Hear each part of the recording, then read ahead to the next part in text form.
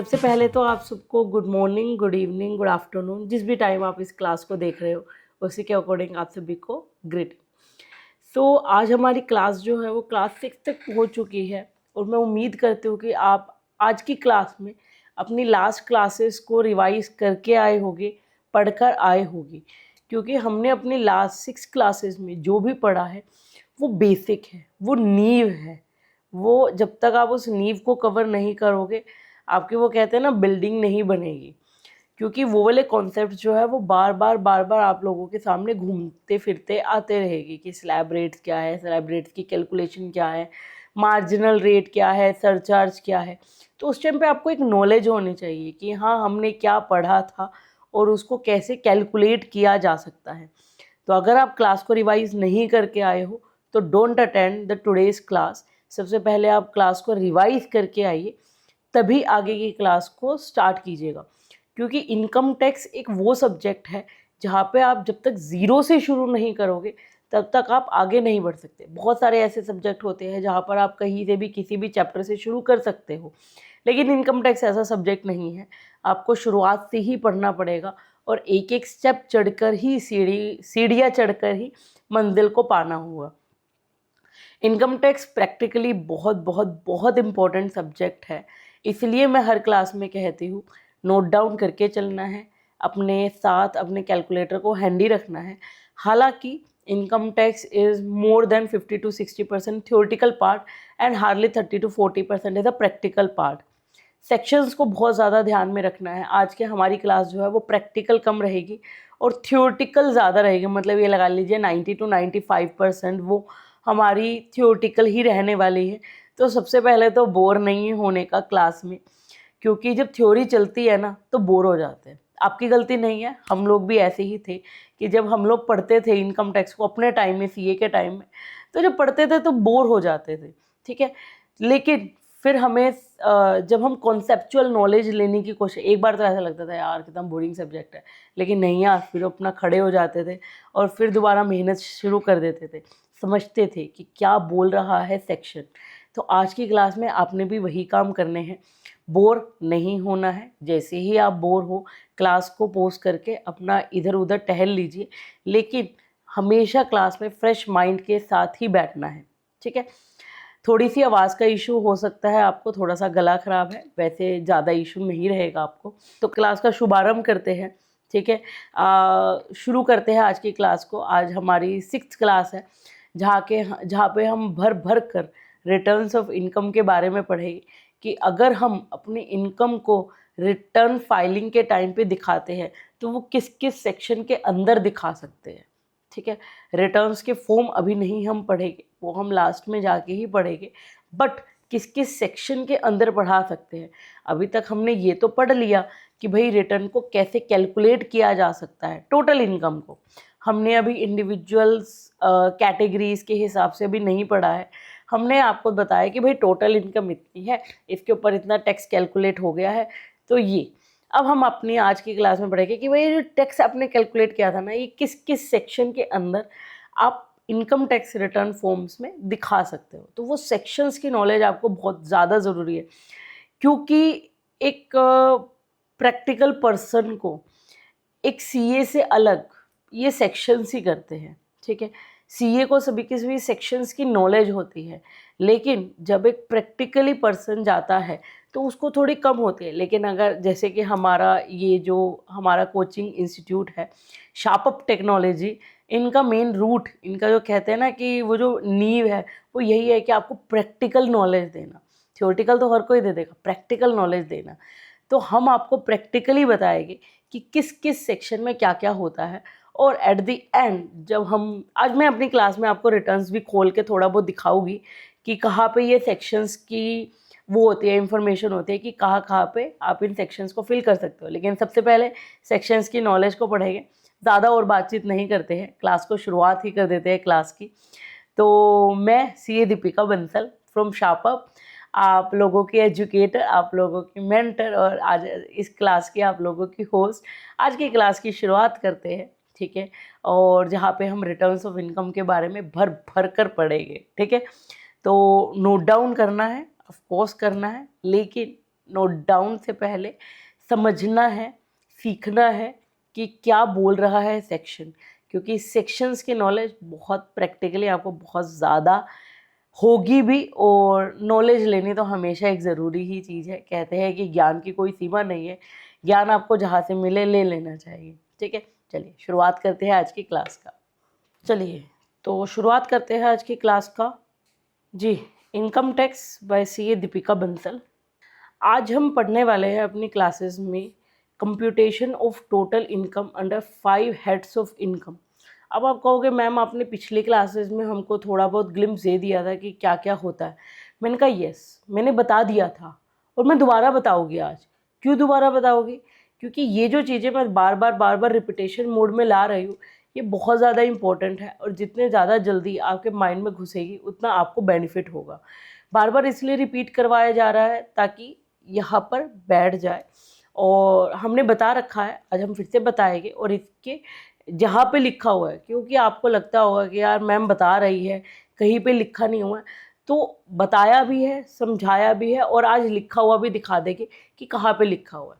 ठीक है ना, हमने अपनी पीपीटी में सब कुछ लिखा हुआ है, A to Z जो भी आपको बताया जा रहा है वो लिखा हुआ है, तो उस चीज़ की टेंशन मत लीजिएगा कि कहाँ लिखा हुआ है, किसी ना किसी पीपीटी में आपको मिल जाएगा। ठीक है, तो आज वही वो पीपीटी है जहाँ पर आपको total income under the 5 heads of income लिखा हुआ है। फिर उसके बाद हम पढ़ेंगे types of return of income. Return of incomes जो है उसके टाइप्स पढ़ेगी कि किस किस सेक्शंस में। देखिए मैं दोबारा से बोल रही हूँ, आज हम रिटर्न्स ऑफ इनकम के फॉर्म्स की बात नहीं करेंगे कि किस किस फॉर्म में भरा जाता है, नहीं, आज हम फॉर्म्स की बात नहीं करेंगे, आज हम करेंगे सेक्शंस की बात कि किस किस सेक्शन के अंदर आपको रिटर्न ऑफ इनकम भरनी पड़ती है। ठीक है ना, अपनी इनकम को भरना पड़ता है। ठीक है, और फिर हम 234F की जो है वो पेनल्टी देखेंगे, इंटरेस्ट देखेंगे, फीस देखेंगे। अल्टीमेटली ये फीस होती है, ठीक है, कि क्यों लगती है ये फीस। ठीक है, सबसे पहले total income under the 5 heads of income. सबसे पहला आता है सैलरी। आज हम आपको जो है वो थोड़ा सा ग्लिम्स देंगे, ठीक है, समझाने में ग्लिम्स देंगे, लेकिन रिटर्न में आपको सेक्शंस भी लिखे हुए हैं कि किस किस सेक्शन में क्या क्या लिखा हुआ है। ठीक है, सैलरी हमेशा क्या होती है, आप जो भी कमाते हो, अगर आपके बीच में एम्प्लॉई और एम्प्लॉयर का रिलेशन है। एम्प्लॉई कौन होता है? जो काम करता है। एम्प्लॉयर कौन होता है? जो कि काम करवाता है। ठीक है, प्रॉपर कॉन्ट्रैक्ट होता है एम्प्लॉय और एम्प्लॉयर के बीच में। एम्प्लॉय और एम्प्लॉयर के, और एम्प्लॉय काम करता है और उस काम के बदले में उसे क्या मिलती है? सैलरी। सैलरी के लिए कहा गया है कि salary is taxable on due और रिसिप्ट बेसिस। ड्यू और रिसिप्ट बेसिस, ड्यू का क्या मतलब होता है कि फॉर एग्जांपल कि मेरी सैलरी है 1,00,000 रुपये per month, let suppose 1,00,000 rupees per month की मेरी जो है वो सैलरी। ठीक है, अब क्या हुआ कि मेरे को हर महीने जो वो है 1,00,000 रुपये मिलते हैं। ठीक है, लेकिन एंड में जाके क्या हुआ कि मेरी सैलरी तो ड्यू होगी 1,00,000 रुपये की मार्च महीने की। लेट सपोज कि मेरी जो सैलरी है मार्च मंथ की, मेरी सैलरी कितनी है? 1,00,000 रुपये की सैलरी है मेरी। ठीक है, मार्च मंथ की सैलरी। लेकिन मेरे को जो सैलरी रिसिप्ट होती है ना, सैलरी रिसीव होती है, वो कब रिसीव होती है? हर अगले महीने की 5 तारीख को। मतलब मेरे को मार्च मंथ की जो सैलरी रिसीव होगी वो 5 अप्रैल को रिसीव होगी। ठीक है, 5 अप्रैल को मेरे को रिसीव हो रही है। मतलब अगर आप अप्रैल में काम करते हो तो आपको मई की 5 तारीख को आपको सैलरी मिल जाएगी।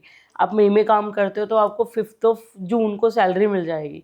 आप जून का काम करते हो आपको 5 जून को सैलरी मिल जाएगी।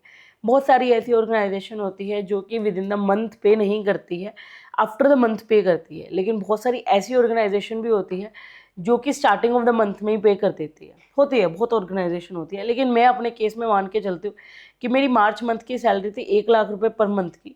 ठीक है, ये है मेरी सैलरी, मैं लिख देती हूँ। सैलरी मेरी 1,00,000 पर मंथ की थी। मार्च मंथ की मेरी सैलरी जो है वो 1,00,000 रुपये की है। इसको हम क्या बोलेंगे? इसको हम बोलेंगे ड्यू। ये हमारी क्या हो चुकी है? सैलरी ड्यू हो चुकी है। ड्यू का मतलब अगर मैं सीधे साफ सिंपल शब्दों में बताऊँ तो देनदारी, कि एम्प्लॉयर की देनदारी जनरेट हो चुकी है कि उसने मुझे 1,00,000 रुपये देने हैं। देनदारी, ठीक है ना, अब उसे देने हैं मुझे, ड्यू हो चुकी है, लेकिन मुझे रिसीव कब होगा, 5 अप्रैल को। ठीक है जी, 5 अप्रैल को रिसीव होगा। मुझे पता है कि मेरा जो फाइनेंशियल ईयर है वो शुरू होता है 1 अप्रैल से और ख़त्म कब होता है, 31 मार्च को। जब भी मैं अपनी रिटर्न ऑफ इनकम भरती हूँ, ये मेरा नेक्स्ट ईयर आ गया है, ठीक है, नेक्स्ट ईयर की लगभग इस डेट को, अब ये कौन सी डेट है, इंडिविजुअल्स के लिए 31 जुलाई है। अभी हमारे पास रिटर्न में भी मैं बताऊंगी आपको कि कहाँ लिखा हुआ है, 31 जुलाई को हमारी रिटर्न भरी जा रही है। 31 जुलाई को जो रिटर्न कहते हैं, सरकार कहते हैं कि आपने 31 मार्च तक जो भी कमाया आप उसको अपनी रिटर्न में शो करो। 31 मार्च तक आपने जो भी कमाया उसको आप जब रिटर्न फाइल कर रहे हो अपनी 31 जुलाई को, तब आप शो कर दीजिए, ठीक है।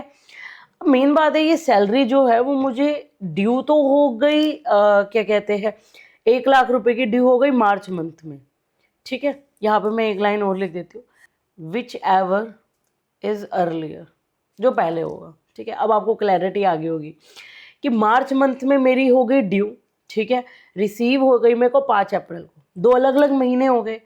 एक महीने में यहाँ पर तो देखिए मुझे रिसीव हो, यहाँ पर तो मेरी ड्यू हो चुकी है, ठीक है, ये मेरा मार्च मंथ है, इस मार्च मंथ में मेरी ड्यू हो गई, लेकिन मुझे मिली कब मेरे को, 5 अप्रैल को, अगले साल में मिली, अगला साल, अगला प्रीवियस ईयर शुरू हो चुका है, ठीक है।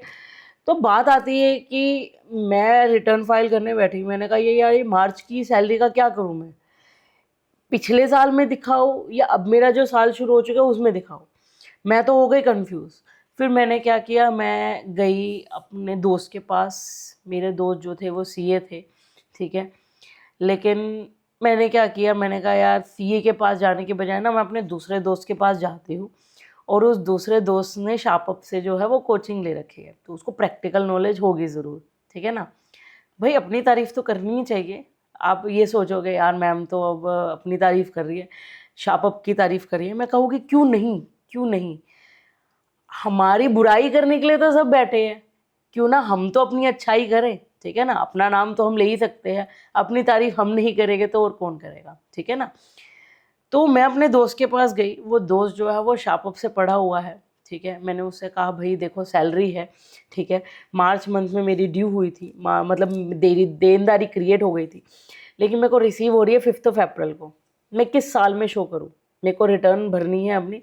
रिटर्न में मैं लेट सपोज मेरा ये 24-25 है और ये मेरा आ गया 26, तो मैं अपने 24-25 फाइनेंशियल ईयर में फ़ाइल करूँ इसको या फिर 25-26 फाइनेंशियल ईयर में करूँ। मेरा दोस्त कहता है कि दीपिका जी सैलरी का एक रूल है, सैलरी कहती है कि सैलरी टैक्सेबल होती है ऑन ड्यू और receipt basis whichever is earlier, या तो आपकी ड्यू हो गई हो या आपको रिसीव हो गई हो, ठीक है, इन दोनों में से जो भी इंस्टेंस पहले होगा उस साल में आप इसको फाइल कर दीजिएगा। मैंने कहा अच्छा ऐसी बात है, तो ऐसी बात है तो मेरी ड्यू हो गई है मार्च में, अप्रैल से पहले तो मार्च ही आता है, मार्च में मेरी हो गई ड्यू, ठीक है, तो मार्च में अगर मेरी ड्यू हो गई तो मैं यहाँ पे अप्रैल से लेकर मार्च की इनकम भी अपने कंप्यूट करूँगी, इसमें सैलरी इंक्लूड करूँगी, 1 लाख पर मंथ डालूँगी और उसको 12 से मल्टीप्लाई कर दूँगी, ठीक है, तो मेरी 12 लाख रुपए की आ गई। हालांकि जब मैंने रिटर्न ऑफ इनकम भरी, सॉरी रिटर्न नहीं बोलूँगी मैं अभी, ये मेरा था 1/4/24, ये मेरा था 31/3/25, ये मेरा था 31/3/26, ये मेरा फाइनेंशियल ईयर था 24-25, ये मेरा फाइनेंशियल ईयर था 25-26, ठीक है। अब मैंने क्या किया, मेरे को यहाँ पे मैंने अपनी जब रिटर्न्स भरी, अपनी कैलकुलेशन की, तो मैंने 1 लाख पर मंथ की सैलरी दिखा दी, मार्च की भी इंक्लूड की है मैंने, ठीक है, और मैंने 12 लाख दिखा दी, ठीक है। यहाँ पे मैंने लिख दिया कि including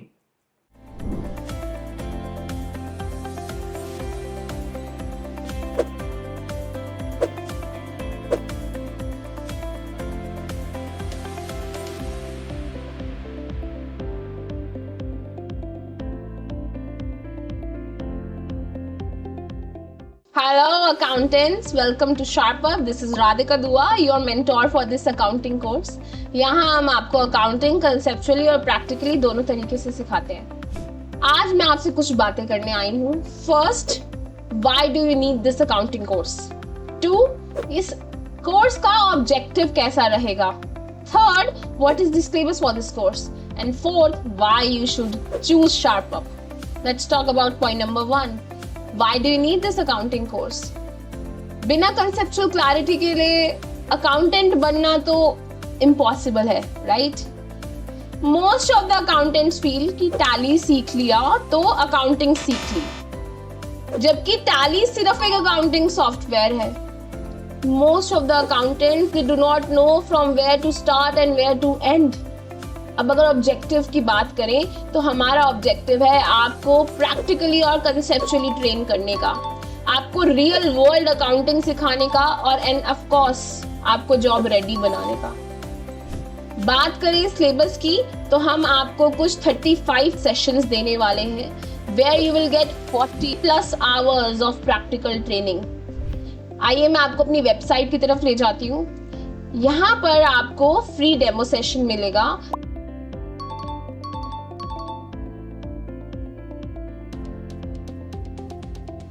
And you can click on the session wise syllabus. You can check it out here.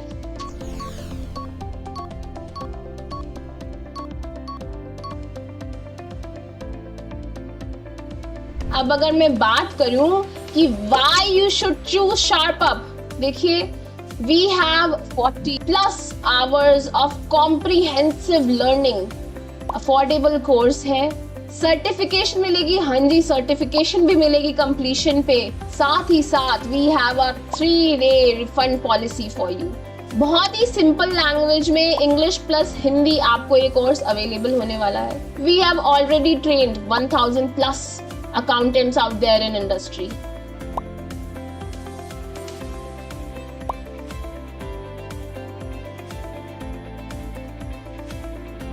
सो देर किस बात की है. Thank you for your time for today. I look forward कि आप हमें इस comprehensive learning में join करेंगे. Thank you. This is Radhika Dua signing off. Including March month salary. जब हम सैलरी वाला पूरा टॉपिक पढ़ेंगे तब भी इस चीज़ को दोबारा से कंसीडर करेंगे. ठीक है. अब बात यहाँ पे आती है कि जब हमने अपनी बैंक स्टेटमेंट देखी, ठीक है, तो बैंक में तो अप्रैल के मंथ में मेरे को 1 लाख रुपए दिखा रहा है. क्या मैं उसको कंसीडर करूँगी? नहीं, मैं उसको कंसीडर नहीं करूँगी. मैं जो है वो अपनी आगे आने वाली इनकम्स को कंप्यूट करूँगी. लेकिन जो बैंक में मेरी रिफ्लेक्ट हो रही है, 5 अप्रैल को जो मेरी इनकम रिफ्लेक्ट हो रही है, मेरी सैलरी रिफ्लेक्ट हो रही है, मैंने उसको अपने पिछले फाइनेंशियल ईयर में ही शो कर दिया है. ठीक है. तो ये होती है सैलरी मोटे मोटे तौर पर. ठीक है. फिर उसके बाद आती है हमारे पास हाउस प्रॉपर्टी. हाउस प्रॉपर्टी में आपके पास जो भी लैंड है, बिल्डिंग है या कोई भी प्रॉपर्टी है जिसको आप रेंट पे देते हो, रेंट पे दे रहे हैं और रेंट पर दे के मुझे जो है वो रेंटल इनकम आ रही है.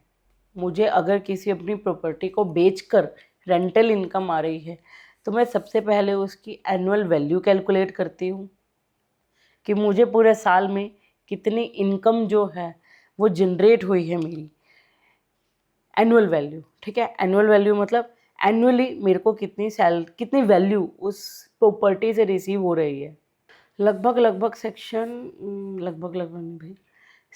23 of income tax act 1961 annual value की बात करता है कि आपने जो भी प्रॉपर्टी को अपना रेंट पे चढ़ाया है उससे पूरे साल में आपको कितनी वैल्यू रिसीव्ड हुई है वो. फिर उसके बाद सेक्शन 24 जो होता है वो कुछ डिडक्शंस की बात करता है. ठीक है. मोटा मोटा ऊपर से बताओगी कि 24A सीधा सीधा कहता है कि आपकी जो भी एनुअल वैल्यू है ना उस पर 30% के आपको हमने डिडक्शन दे दी कि जो भी आपको कमाई हुई है उसका 30% आप जो है वो माइनस कर दो सीधा सीधा. ठीक है. तो सरकार आप लोगों के लिए बहुत काम करती है. जैसे मैंने अभी अपनी शायद लास्ट क्लास में बताया था कि यहाँ पे जो सैलरी रिसीव होती है उसके ऊपर सरकार आप लोगों को स्टैंडर्ड डिडक्शन देती है और ये स्टैंडर्ड डिडक्शन जो है वो 75,000 रुपीज़ की हो चुकी है. ठीक है. मतलब जब हम कंप्यूट करेंगे अपनी सैलरी को कि मैंने यहाँ पे बोला कि मेरी 12 लाख की सैलरी है, ठीक है। तो 12 लाख में से जब मैं कंप्यूटेशन करने लगूँगी तो मैं कहूँगी कि देखो जी मेरी सैलरी है 12 लाख की, लेकिन 75,000 की मुझे जो है वो स्टैंडर्ड डिडक्शन मिली हुई है। तो मेरी जो सैलरी अभी के लिए टैक्सेबल नहीं, हालांकि और भी एग्जम्पशंस डिडक्शंस आपको मिलेगी, एग्जम्पशंस मिलेगी आपको, ठीक है। लेकिन अभी के लिए मेरी जो सैलरी टैक्सेबल है वो कितनी हो गई, 12 लाख माइनस में 75,000, दैट इज़ 11,25,000। वैसे ही सरकार इधर भी कहती है हाउस प्रॉपर्टी में कि अगर आप कोई वैल्यू कमाते हो रेंट से तो उसकी 30% सीधा 30% जो एनुअल वैल्यू है वो आप as a standard deduction minus कर दो, एज अ डिडक्शन आपको मिल जाएगी, ठीक है।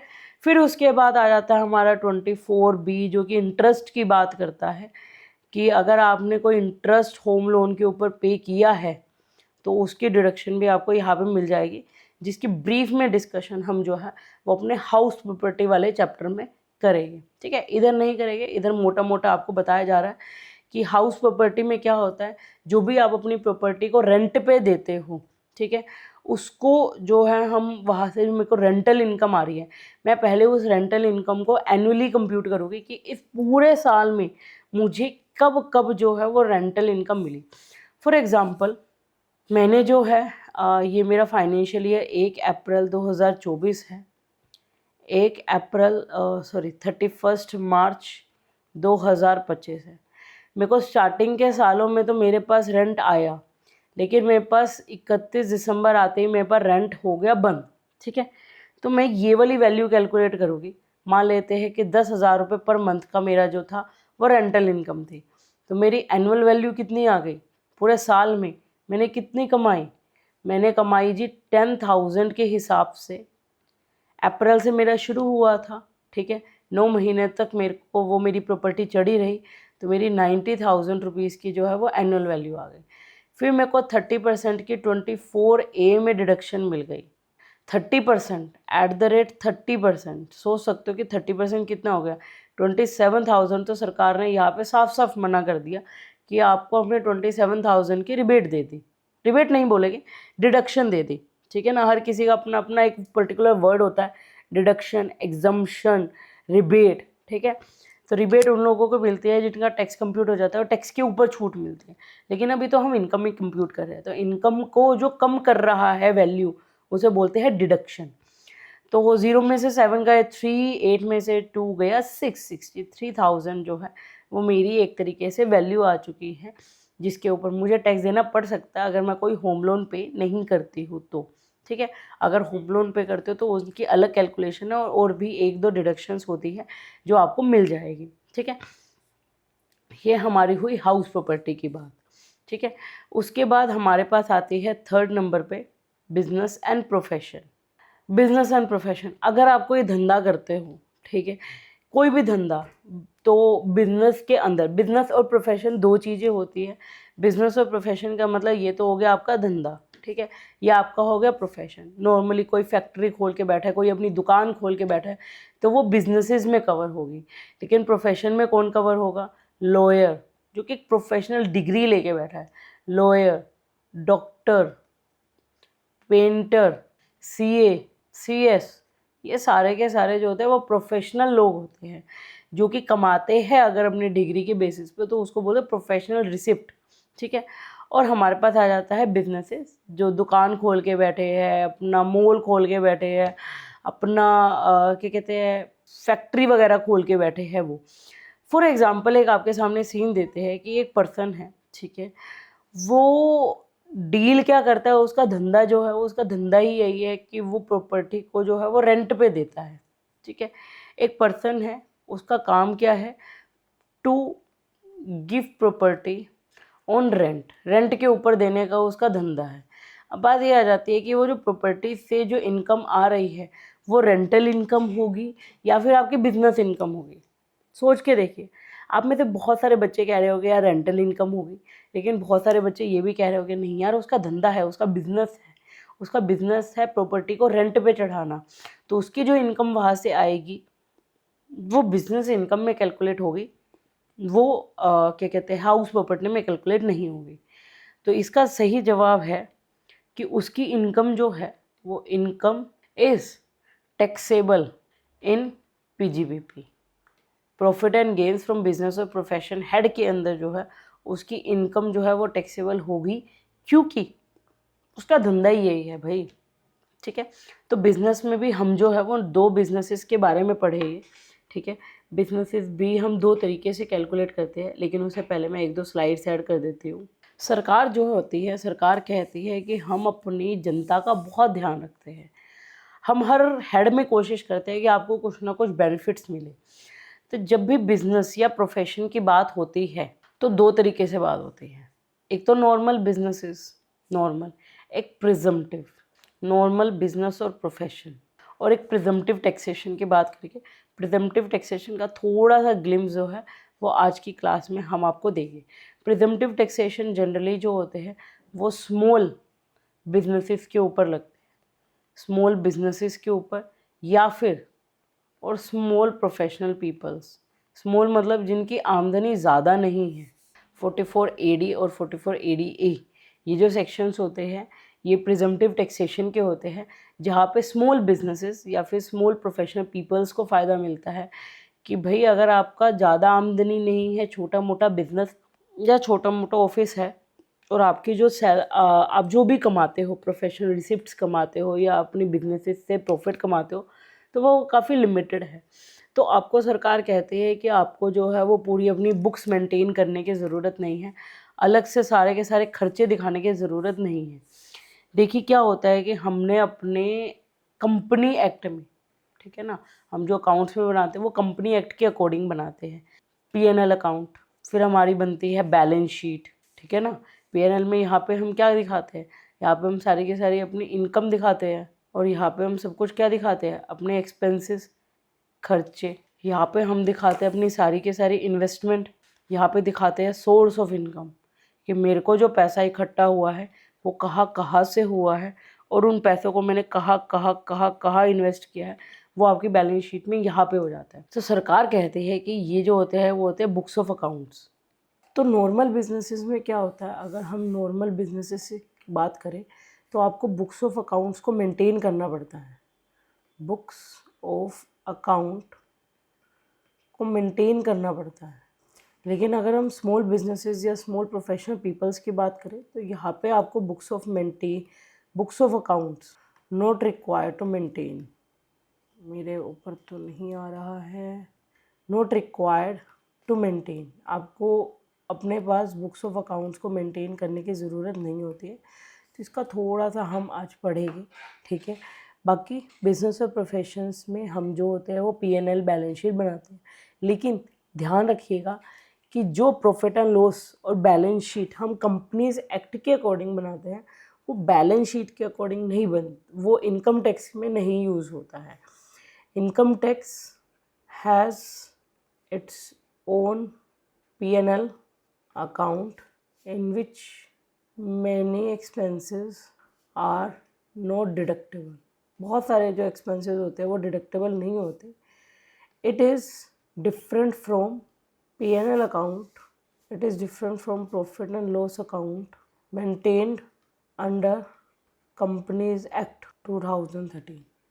कंपनीज एक्ट 2013 के अंदर जो हम P&L बनाते हैं वो बिल्कुल डिफरेंट होता है इनकम टैक्स के P&L के अकॉर्डिंग, क्योंकि इनकम टैक्स में हम बहुत सारे एक्सपेंसेस जो है वो डिडक्टेबल करते ही नहीं। डिडक्टेबल मतलब वो खर्चे नहीं माइनस करते हैं। ठीक है, अगर आप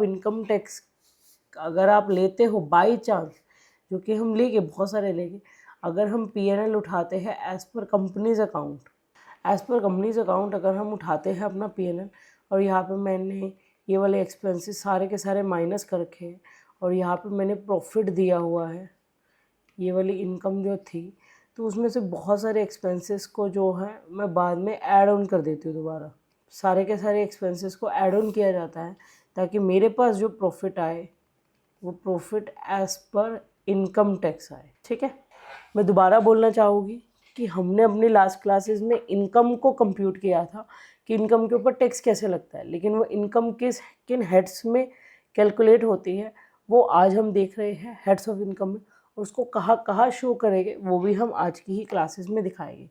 तो ये हमारा होता है बिजनेस एंड प्रोफेशन, ठीक है। सेम विद प्रोफेशन कि प्रोफेशनल रिसिप्ट जो होती है उसके ऊपर हम बहुत सारे खर्चे माइनस करते हैं। लेकिन अगर आप बुक्स ऑफ अकाउंट्स मेंटेन नहीं कर रहे हो, खर्चों का हिसाब नहीं रख रहे हो, तो आप प्रिजम्पटिव टैक्सेशन के अंदर जा सकते हो। नॉर्मली आपको खर्चे दिखाने पड़ेंगे, खर्चों की आपके पास पूरी की पूरी स्लिप्स होनी चाहिए कि आपने कहाँ पे कौन कौन सा खर्चा है, आपके पास पूरा ब्यौरा होना चाहिए।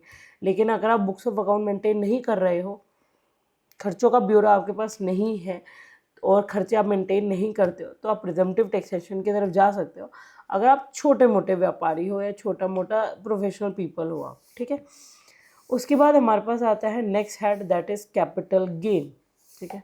कैपिटल गेन जो होते हैं वो हमने पढ़ा था, लॉन्ग टर्म होते हैं, शॉर्ट टर्म कैपिटल गेन होते हैं, 111A के अंदर आते हैं, 112A के अंदर आते हैं और 112 के अंदर आते हैं, ठीक है।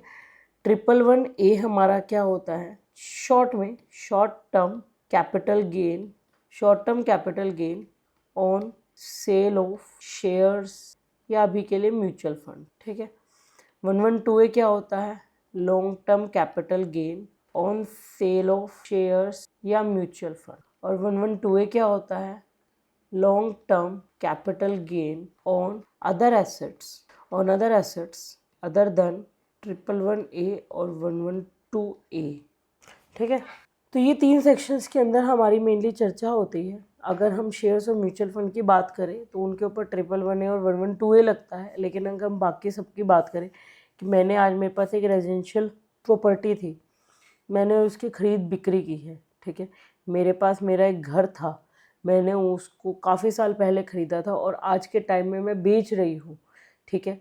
तो मेरा क्या आएगा, तो हम इसको क्या बोलते हैं, सेल कंसिडरेशन, कि मेरे पास कितना पैसा आया है। मान लेते हैं मेरी जो है वो 50 लाख की प्रॉपर्टी बिकी है, ठीक है। रेट्स हमने याद है, आपने रेट्स याद किए होंगे कि 111A के अंदर अब जो रेट्स हो चुका है वो हो चुका है 20% का, 112A के अंदर 12.5% का, याद होगा आपको थोड़ा बहुत, ठीक है ना। तो ये रेट्स रखने बहुत ज़्यादा याद है क्योंकि ये फ्लैट रेट्स के हिसाब से आप लोगों के ऊपर लगते हैं। आई होप कि आप अपनी क्लासेस को रिवाइज ज़रूर करके आए होंगे। फिर उसमें से कुछ डिडक्ट हो जाता है हमारे कुछ खर्चे, ठीक है, कि मैंने जब अपनी प्रॉपर्टी को लिया था तो उसका क्या अमाउंट था।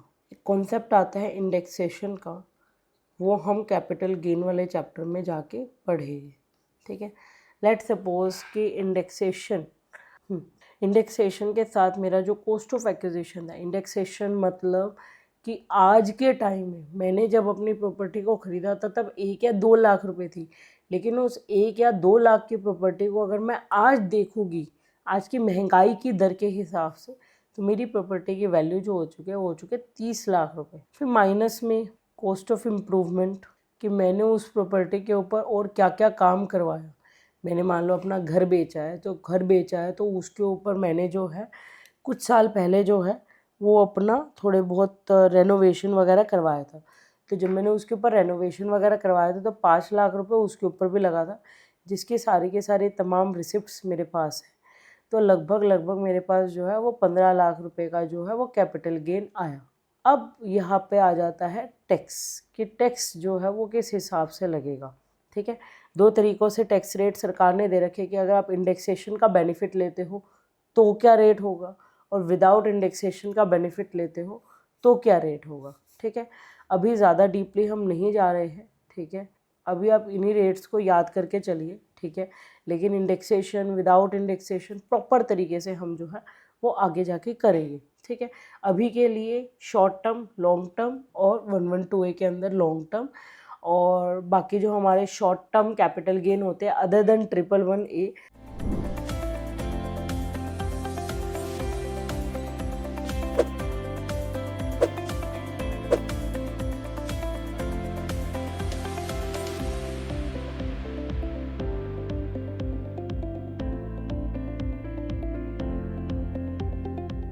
Hello accountants, welcome to sharp up. मैं हूँ राधिका दुआ, आपकी mentor for GST certification course. यहाँ पर हम आपको जीएसटी प्रैक्टिकली एंड कंसेप्चुअली दोनों तरीके से सिखाते हैं। मैं आज आपसे कुछ बातें करने वाली हूँ। Point number 1, why do you need this GST course. Point number 2, objective क्या रहेगा इस कोर्स का। पॉइंट नंबर 3, मैम सिलेबस क्या है। And point number 4, why do I need to choose Sharpup. चलिए आइए पॉइंट नंबर 1 पे बात करते हैं। We know that accounting is incomplete without the knowledge of GST. बहुत सारे अकाउंटेंट्स वहाँ ये सोच रहे हैं कि GSTR 3B and 1 सीख लिया तो पूरा GST आ गया, जबकि ये दोनों तो सिर्फ 2 रिटर्न्स हैं। GST वर्ल्ड बहुत बड़ा है। Most of the accountants they do not know from where to start and where to end. अब इस कोर्स का ऑब्जेक्टिव क्या है? हम चाहते हैं कि हम आपको कंसेप्चुअली प्लस प्रैक्टिकली दोनों तरीके से ट्रेन कर दे for GST and we want to make you ready for the real world accounting. We want to make you job ready. Ma'am syllabus कैसा रहेगा? सिलेबस की बात करें तो there are 35 sessions and 40+ hours of comprehensive learning. आइए मैं आपको अपनी वेबसाइट तक ले जाती हूँ। ये रहा मेरा जीएसटी कोर्स और यहाँ पर आप फ्री डेमो अवेल कर सकते हैं।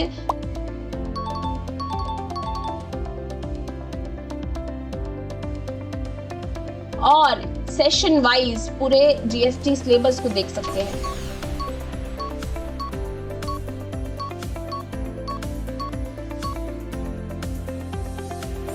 अब बात करें कि मैम हमें क्यों शार्पअप चूज करना चाहिए, so let me tell you that SharpUp has already trained 1000+ accountants out there.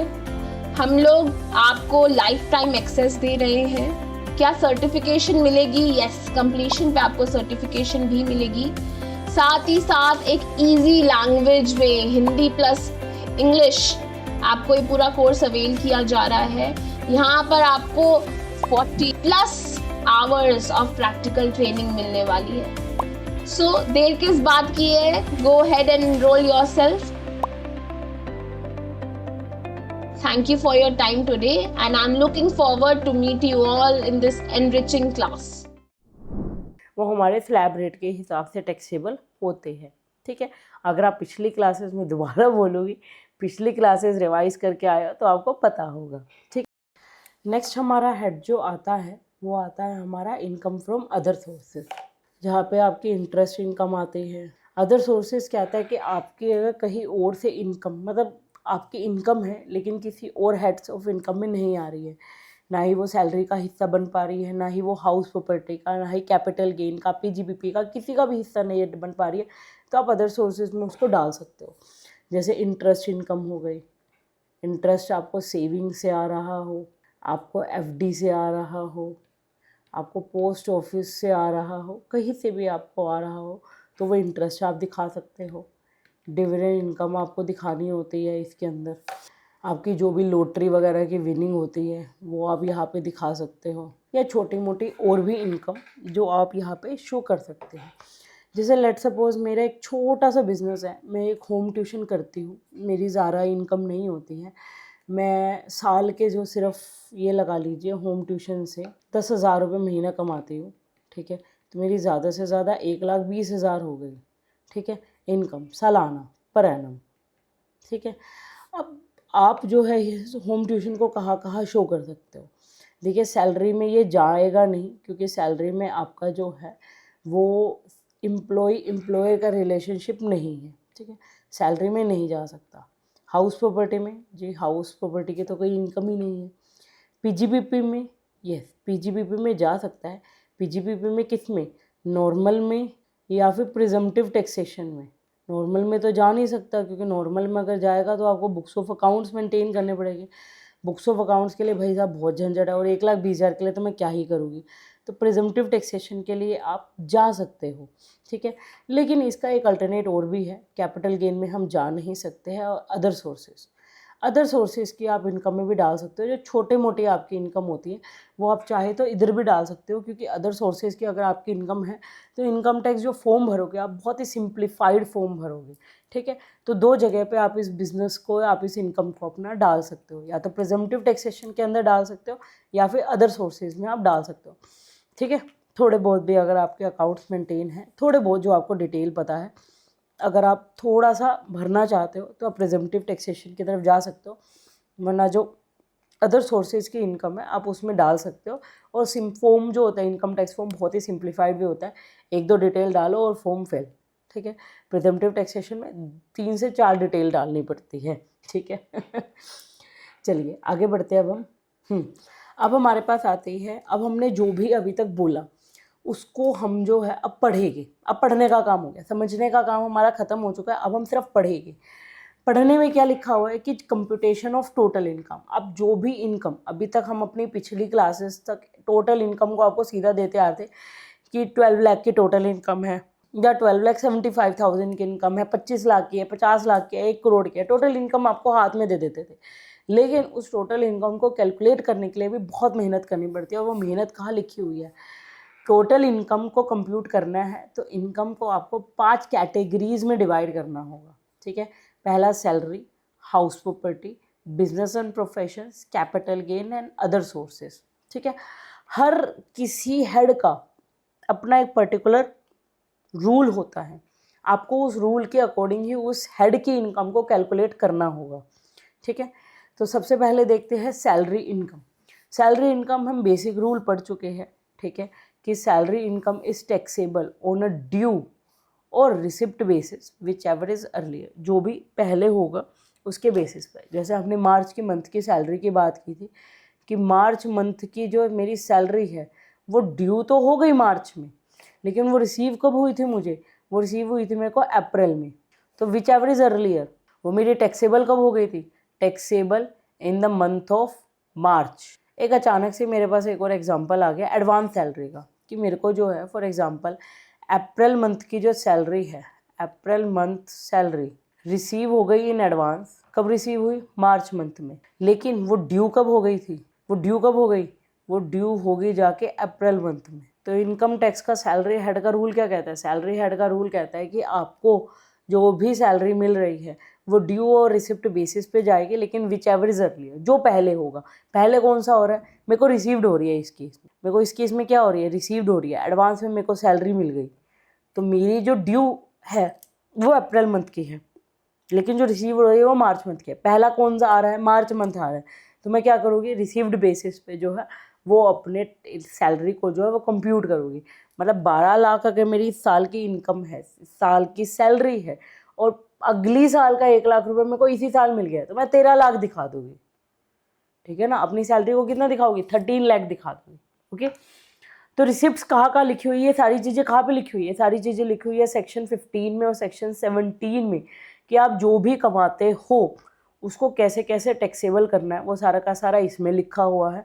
और डिडक्शंस अलाउड, आपको कौन कौन से खर्चे जो है वो as a deduction, standard deduction या और भी कोई अगर कोई खर्चे है, कहाँ लिखे हुए हैं, सेक्शन 16 पर कहता है कि आपको ये डिडक्शन जो है वो अलाउड है। और इसमें से एक डिडक्शन हम पढ़ चुके हैं, स्टैंडर्ड डिडक्शन, जो कि हमारी है 75,000 की अब, ठीक है। अब हाउस प्रॉपर्टी की बात करें तो हाउस प्रॉपर्टी में क्या होता है, हाउस प्रॉपर्टी में रेंटल इनकम की हमेशा बात की जाती है।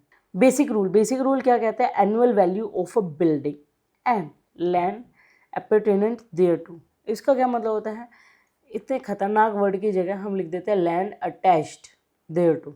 अटैच्ड मतलब कि मैंने जो है, तो सरकार क्या कहती है, इनकम टैक्स डिपार्टमेंट क्या कहता है कि आप जो भी बिल्डिंग रेंट पे चढ़ाते हो उसकी सालाना इनकम को देखो कि साल में आपकी कितनी कमाई हुई है रेंटल से, ठीक है। आप 1 मिनट रुक जाइए ज़रा। तो एक एग्जांपल देते हो आपको कि फॉर एग्जांपल मेरे पास एक बिल्डिंग है, एक मेरे पास घर है, मैंने उसको रेंट पे चढ़ाना है। मैंने क्या किया, मेरे घर की जो रेंटल वैल्यू है फॉर एग्जांपल वो 10,000 की है, लेकिन उस घर के साथ एक छोटी सी जो है वो छोटा सा पार्क भी बना हुआ है। तो मैं जब टेनेंट आया तो मैंने उसको कहा, भाई देखो 10,000 रुपये की मेरा जो है वो इस कमरों का किराया है, साथ के साथ इस घर के साथ ये जो पार्क है ये छोटा सा, ये भी अटैच है, ऑब्वियसली आप घर को यूज़ करोगे तो पार्क को तो आप यूज़ करोगे ही करोगे, तो इस पार्क का भी आपको एडिशनल थोड़ा सा खर्चा देना पड़ेगा, थोड़ा सा रेंटल इनकम आपको इसकी देनी पड़ेगी, रेंट देना पड़ेगा। फॉर एग्ज़ाम्पल 1,000 रुपये का है तो आपकी जो टोटल एनुअल वैल्यू, मतलब मंथली अगर रेंट की बात करें तो वो 10,000 प्लस 1,000 बन जाएगा, दैट इज़ 11,000। इसका मतलब कि कोई बिल्डिंग या उस बिल्डिंग के साथ अगर कोई लैंड अटैच्ड है तो उससे जो भी आपको रेंटल इनकम आ रही है वो सारी की सारी जो है वो चार्जेबल टू टैक्स है। आपको जो है उसके ऊपर टैक्स देना पड़ेगा, मतलब मेरे को मेरी रेंटल इनकम के ऊपर जो है वो टैक्स देना पड़ेगा in the hands of the owner. Owner के हैंड्स में, मालिक के हाथ में वो सारी की सारी रेंटल इनकम जो है वो टैक्सेबल हो जाएगी, except when used for the assessee own business, assessee के खुद के बिजनेस को छोड़ के। फॉर एग्जांपल मेरा जो है वो रेंटल इनकम का बिजनेस ही है, मैं अपनी प्रॉपर्टीज़ को रेंट पे चढ़ाती हूँ और रेंटल इनकम खाती हूँ, मेरा ये धंधा है। तो मेरा धंधा है तो पीजीपीपी में डालेगी, हाँ, हाउस प्रॉपर्टी में नहीं डालेगी। लेकिन अगर ये मेरा धंधा नहीं है, मैं अपना कमाती, मेरा मेन सोर्स ऑफ इनकम कहीं और से है, मेरे पास एक प्रॉपर्टी पड़ी थी, मैंने उसको अपना रेंट पे चढ़ा के जो है वो थोड़ी बहुत रेंटल इनकम कमा रही हूँ मैं, तो वो हाउस प्रॉपर्टी में जाएगा। सेक्शन 23 जो है वो ग्रोस एनुअल वैल्यू की बात करता है कि आपको जो है, अब ये नहीं है कि हमने 10,000 रुपये कमाए, ठीक है, और 10,000 रुपये को मैं मान लो 12 महीनों तक मेरा रेंट पे चढ़ा रहा तो मेरे को 10,000 इंटू में 12 करने हैं, नहीं। एनुअल वैल्यू को भी कंप्यूट करने के लिए प्रॉपर जो कुछ मैं कहूँगी कि कुछ स्टेप्स होते हैं एनुअल वैल्यू को कंप्यूट करने के भी, जो हम सेक्शन 23 में पढ़ेंगे। कब? जब हम हाउस प्रॉपर्टी को पढ़ेंगे, ठीक है। अभी के लिए मैंने मोटा मोटा आपको बता दिया है। डिडक्शन अलाउड, डिडक्शन कहाँ पे अलाउड होती है? सेक्शन 24A में और 24B में। सेक्शन 24A में स्टैंडर्ड डिडक्शन की जो मैंने बात की थी एक तरीके से 30% ऑफ द एनुअल वैल्यू, आपकी जो भी एनुअल वैल्यू आप उसका 30% जो है वो डिडक्ट कर दो। 24B जो है वो आपको बोलता है कि क्या कहते हैं, इंटरेस्ट की बात, इंटरेस्ट ऑन होम लोन की बात। और नीचे लिखा हुआ है रेस्ट्रिक्शंस ऑन डिडक्शंस, सेक्शन 25 में लिखा हुआ है कि ऐसे नहीं है कि आपको सारे के सारे खर्चे जो है वो एज एन डिडक्शन आपको मिल जाएंगे, नहीं। बहुत सारे डिडक्शंस के ऊपर भी आपके रेस्ट्रिक्शंस लगा रखे कि नहीं, ये जो डिडक्शंस आपने कर रखे हैं ना, ये जो माइनस कर रखा है आपने, वो माइनस नहीं होगा। सेक्शन 25 में उसकी डिटेल दे रखी है और इन सब के बारे में हम पढ़ेंगे जब हम हाउस प्रॉपर्टी को पढ़ेंगे, ठीक है। फिर उसके बाद हमारे पास आता है बिजनेस एंड प्रोफेशन। बिजनेस और प्रोफेशंस के बारे में कहाँ लिखा हुआ है? बेसिक रूल क्या कहता है? बेसिक रूल ये कहता है कि income under this head is computed as per the method of accounting followed by the assessee. आपने नाम सुना होगा मर्केंटाइल बेसिस, और दूसरा होता है कैश बेसिस। कैश बेसिस मतलब आपका सारा का सारा काम जो है वो कैश पे चल रहा है। दूसरा आपका जो मर्केंटाइल बेसिस पे चल रहा है कि आपकी जो है वो आप उधारी भी देते हो और उधार पे सामान लेते भी हो, मर्केंटाइल बेसिस। तो इनकम जो भी आप पीजीपीपी में कंप्यूट करते हो वो इन मेथड ऑफ अकाउंटिंग के थ्रू आप कंप्यूट करते हो। One is mercantile and second one is a cash basis पे, ठीक है। और ये कहाँ पे लिखा हुआ है? सेक्शन 28 में, सेक्शन 28 में रिसिप्ट दे रखी है। सेक्शन 30 to 37 के अंदर जो है वो आपको डिडक्शन दे रखी है कि कौन कौन से खर्चे जो है वो आपको अलाउड हो जाएगी, ठीक है। और रेस्ट्रिक्शंस जो है डिडक्शन के ऊपर वो 40 to 44 में आपको दे रखी है, ठीक है। तो पीजीपीपी हमारे ये लगा लीजिए पूरे इनकम टैक्स का सबसे बड़ा चैप्टर है। हालांकि दिखने में कितना छोटा छोटा है कि सेक्शन 28 में रिसिप्ट दे रखी है, 30 to 37 में डिडक्शंस दे रखे हैं और 40 to 44 में रेस्ट्रिक्शंस दे रखे हैं। कितना थोड़ा सा है ना, लेकिन इन सेक्शन में भर भर के थ्योरी है, भर भर के सेक्शंस है, ठीक है। तो जब पढ़ेंगे तब एड़ी चोटी का जोर लगेगा हमारा, बट येस हमने घबराना नहीं है, ठीक है। फिर हम आते हैं कैपिटल गेन के ऊपर। कैपिटल गेन में हम 111A के बारे में बात कर चुके हैं, 112A के बारे में बात कर चुके हैं और 112 के बारे में बात कर चुके हैं। ये तीनों के तीनों सेक्शंस जो है वो कैपिटल गेन का एक तरीके से पार्ट होते हैं। प्रॉफिट और losses on the transfer of a capital assets, capital assets जो आपकी बैलेंस शीट में ऑन द एसेट साइड दिखाई दे रही है, are chargeable to tax in the previous year of transfer. किस साल में आपको उसके ऊपर टैक्स देना होगा? आपको उस साल में टैक्स देना होगा जिस साल में आपने उसको ट्रांसफ़र किया है, बेचा है। चार्जेबल कहाँ पे लगता है? सेक्शन 48, 51 और 52 के अंदर, ठीक है। दैट इज़ एक है आपका सेल कंसिडरेशन, एक है आपका कॉस्ट ऑफ एक्विजिशन कि आपने खरीदा कितने में था, और एक है आपका कॉस्ट ऑफ इम्प्रूवमेंट कि आपने उसके ऊपर कितना कितना और खर्चा किया है। Deductions allowed section 54, 54B, 54EC, 54G, 54GA, 54(5), 54D, ठीक है। ये सारा ये लिखा हो 54E और 54D, ये सारे के सारे जो सेक्शंस हैं, ये सेक्शंस आपको देते हैं डिडक्शंस। मैंने मान लो एक प्रॉपर्टी को बेच के दूसरी प्रॉपर्टी खरीद ली। फॉर एग्जांपल मेरा घर था, मैंने उस घर को बेच के, एक घर को बेच के दूसरा घर खरीद लिया।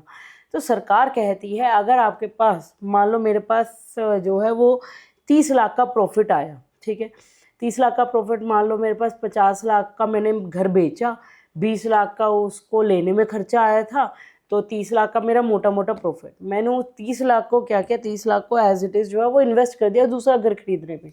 अब मैंने कहा मेरे पास तो पैसे आए नहीं 30 लाख रुपए, मैंने तो री इन्वेस्ट कर दिए। सरकार कहती है ठीक है, अगर आपने अपने पास वो पैसा नहीं रखा हुआ है ना, और आपने री इन्वेस्ट कर दिया, किसी दूसरे घर को खरीदने में लगा दिया, तो हम आपके ऊपर टैक्स नहीं देते हैं, आपको डिडक्शंस अलाउड हो जाएगी, ठीक है। इनके ऊपर भी लिमिट्स है, किस किस प्रॉपर्टी के ऊपर आपको डिडक्शन मिलेगी, क्या क्या बेच के आप क्या क्या खरीदोगे, क्या क्या रूल्स है, वो सारे के सारे लिखे हुए इन सेक्शंस में, सेक्शन 54 में, ठीक है। चलिए आगे बढ़ते हैं। अदर सोर्सेज क्या कहता है भाई, सिंपल सी इसकी वर्डिंग है कि any income not chargeable under the other 4 heads is taxable under, कहाँ पे होएगा, under other sources as per the assessing method of accounting, जैसे भी वो मेथड ऑफ अकाउंटिंग को फॉलो करता है, मर्केंटाइल को फॉलो करता है, कैश को फॉलो करता है। सेक्शन 56 क्लोज 2 क्या डिफाइन करता है, सर्टेन इनकम्स, वो कुछ इनकम के बारे में बताता है, दैट आज always taxable under this head, जो कि इस हेड के अंदर हमेशा टैक्सेबल रहेगी। चलिए अब आपको बेयर एक्ट के ऊपर लेके जाते हैं और सेक्शन 56 क्लोज 2 की ही बात करते हैं, जहाँ पे कुछ इनकम लिखी हुई है जो कि इस हेड के अंदर टैक्सेबल होगी। मैं हमेशा से बोलती हूँ कि बेयर एक्ट हमें पढ़ना आना चाहिए ताकि हमें पता लगे कि कौन कौन सी चीज़ कहाँ कहाँ लिखी हुई है। तो मैं जल्दी से आप लोगों के लिए बेयर एक्ट खोल देती हूँ। तो मैंने अपना बेयर एक्ट खोल लिया है, ठीक है। अब मैं जाती हूँ यहाँ पे टैक्स लॉज एंड रूल्स में, यहाँ पे मैंने खोल दिया है इनकम टैक्स एक्ट को। इनकम टैक्स एक्ट को खोलते ही मेरे पास यहाँ पे मैंने लिख दिया है सेक्शन 56, ठीक है, और मैंने सर्च कर दिया है। देखिए क्या लिखा हुआ है, income tax act 1961 as amended by finance number 2 act 2024। तो हमारे यहाँ पे जो भी लिखा आएगा वो आएगा income tax act 1961 as amended by finance act 2024 number 2। अगर आप इसको किसी और के अकॉर्डिंग करना चाहते हो तो किसी और के अकॉर्डिंग भी कर सकते हो। आपको कोई पुराना लॉ रूल्स देखना है आप देख सकते हो, लेकिन हमें नए की ही ज़रूरत है तो हमने नया ही ओपन किया है, ठीक है। आपको दिखाई दे रहा होगा जी। सेक्शन 56 को पढ़ते हैं, इनकम फ्रॉम अदर सोर्सेज को। 2 में क्या लिखा हुआ है, in particulars and without prejudice to the generality of the provision of subsection 1 the following income shall be chargeable to income tax under the head income from other sources. Namely पहला क्या होता है, डिविडेंड की income, ठीक है। मिन पढ़ते हैं, ठीक है। फर्स्ट में क्या था, डिविडेंड, फिर उसके अब उन्होंने सब पार्ट्स बना रखे हैं कि इनकम रेफर्ड इन सब close 8th of clause 24 of the section 2। अगर आपको डिटेल में जाना हो, जब हम पढ़ेंगे तब देखेंगे। अभी के लिए डिविडेंड इनकम की बात कर रखा है। सेकंड पॉइंट पे क्या कर रखा है, इनकम फ्रॉम मशीनरी प्लांट और future belonging to the assessee and let on hire पे दे दिया है। If the income is not chargeable to income tax under the head profit and gain of business और प्रोफेशन। आपकी अगर income chargeable नहीं हो रही है profit and gains of business और प्रोफेशन में, तो आप उसको अदर सोर्सेज में डाल सकते हैं। आपकी मशीनरी से, प्लांट से, फर्नीचर से, जो भी हायरिंग से। देखो प्रॉपर्टी अगर आपके पास है तो प्रॉपर्टी का जो किराया आपको रेंट मिल रहा है वो आप हाउस प्रॉपर्टी में डालोगे। लेकिन मान लो मेरे को मशीनरी, प्लांट, फर्नीचर मैंने इनको हायर पे दे रखा है, मतलब रेंट पे दे रखा है, और उसकी जो इनकम है वो किसी कारण वैसे profit and gains of business और प्रोफेशन में नहीं गई, तो आप उसको कहाँ डालोगे, उसको हम अदर सोर्सेज में डालेंगे।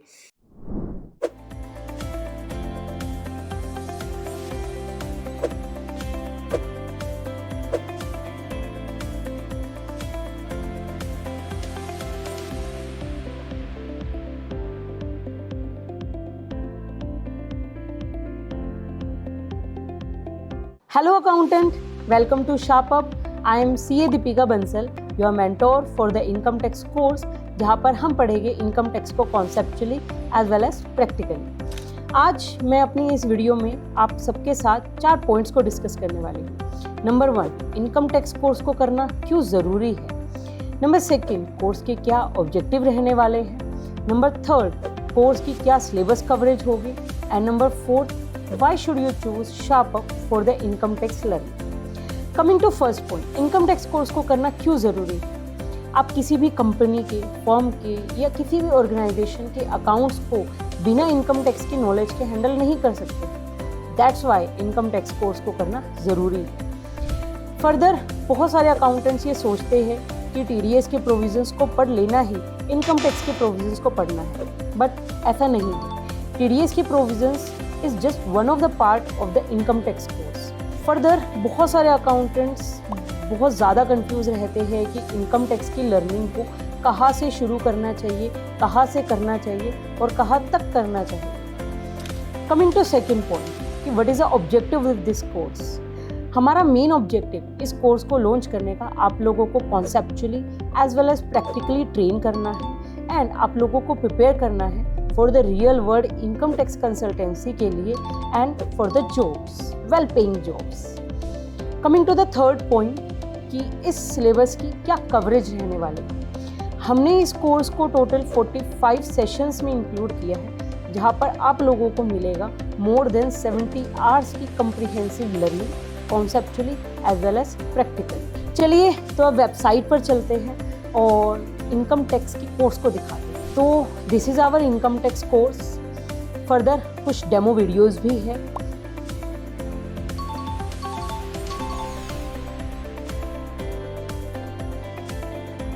एंड यू कैन सी कि किस तरीके से स्ट्रक्चर्ड वे में पूरे इनकम टैक्स कोर्स को हमने सेशन वाइज डिवाइड किया है so that you can easily start your classes.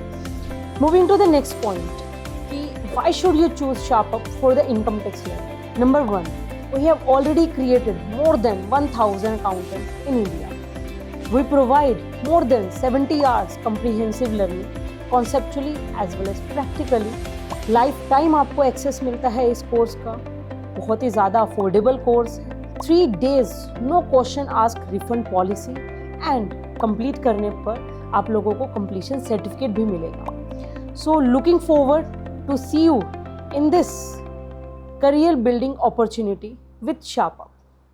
Thank you so much. Third, where necessary, let's on hire, purchase plant or furniture belonging to him or also buildings, and the letting of the building is inseparable from the letting of the said plant and machinery or furniture. The income, अब इन्होंने क्या कहा है कि assessee ने क्या किया, assessee ने लेट कर दिया है, किराए पे दे दिया है, लेट ऑन हायर पे दे दिया है, किराए पे दे दिया मशीनरी, प्लांट और फर्नीचर बिलोंगिंग टू हिम, जो मेरे से रिलेटेड है, एंड ऑल्सो बिल्डिंग्स, और बिल्डिंग को भी मैंने किराए पे दे दिया, and letting of the building, और जो आपने बिल्डिंग किराए पे दी है is inseparable from the letting of the sad machinery, plant and furniture, कि जो उस बिल्डिंग के अंदर मशीनरी वगैरह पड़ी है ना, प्लांट पड़े हुए, फर्नीचर पड़े हैं, हम उनको अलग अलग नहीं कर सकते। मैं पूरे का पूरा building, machine, plant and furniture के साथ जो वो किराए पे दे रही हूँ। The income from such letting, if it is not chargeable to income tax under the head profit and gains from business or profession, specifically बोल रखे कि देखो पहली प्रेफरेंस तो PGBP में जाएगी, लेकिन अगर वो PGBP में नहीं जाते हैं तो कहाँ जाएगी, अदर सोर्सेज। फिर उसके बाद क्या लिखा हुआ है, इनकम रेफर्ड इन सब close 11th of clause 24 of the section 2 if such income is not chargeable to income tax profit and gains of business or profession or under the head salary, अगर वो salary और PGBP के अंदर नहीं जाता तो आप उसको अदर सोर्सेज में डाल सकते हो। ठीक है। Where any sum of money exceeding 50,000 rupees is received without consideration by an individual और Hindu undivided family from any person or after the first day of September 2004 but before the first day of April 2006 the whole of such sum provided that, अब इन्होंने क्या कर रखा है कि अगर आपको 50,000 से ज़्यादा रुपए मिलते हैं विदाउट कंसिडरेशन, बिना किसी मतलब के, ठीक है, किससे मिल रहे हैं, by an individual and HUF, किसी भी इंडिविजुअल से HUF से। आज मैं बैठी हूँ, मेरे को क्या किया, किसी भी पर्सन ने मेरे को 30,000 रुपये ट्रांसफ़र कर दिए, ठीक है, कोई दिक्कत नहीं है। लेकिन अगर वो अमाउंट 50,000 से ज़्यादा चला जाता है तो कहीं ना कहीं मुझे उसको इनकम टैक्स रिटर्न में अपना शो करना पड़ेगा, दिखाना पड़ेगा कि वो कहाँ से आया है। तो उस अमाउंट को मैं कहाँ पे दिखाऊंगी? इनकम फ्रॉम अदर सोर्सेज में दिखाऊंगी। ठीक है, तो ये एक तरीके से गिफ्ट वगैरह की बात कर रहा है।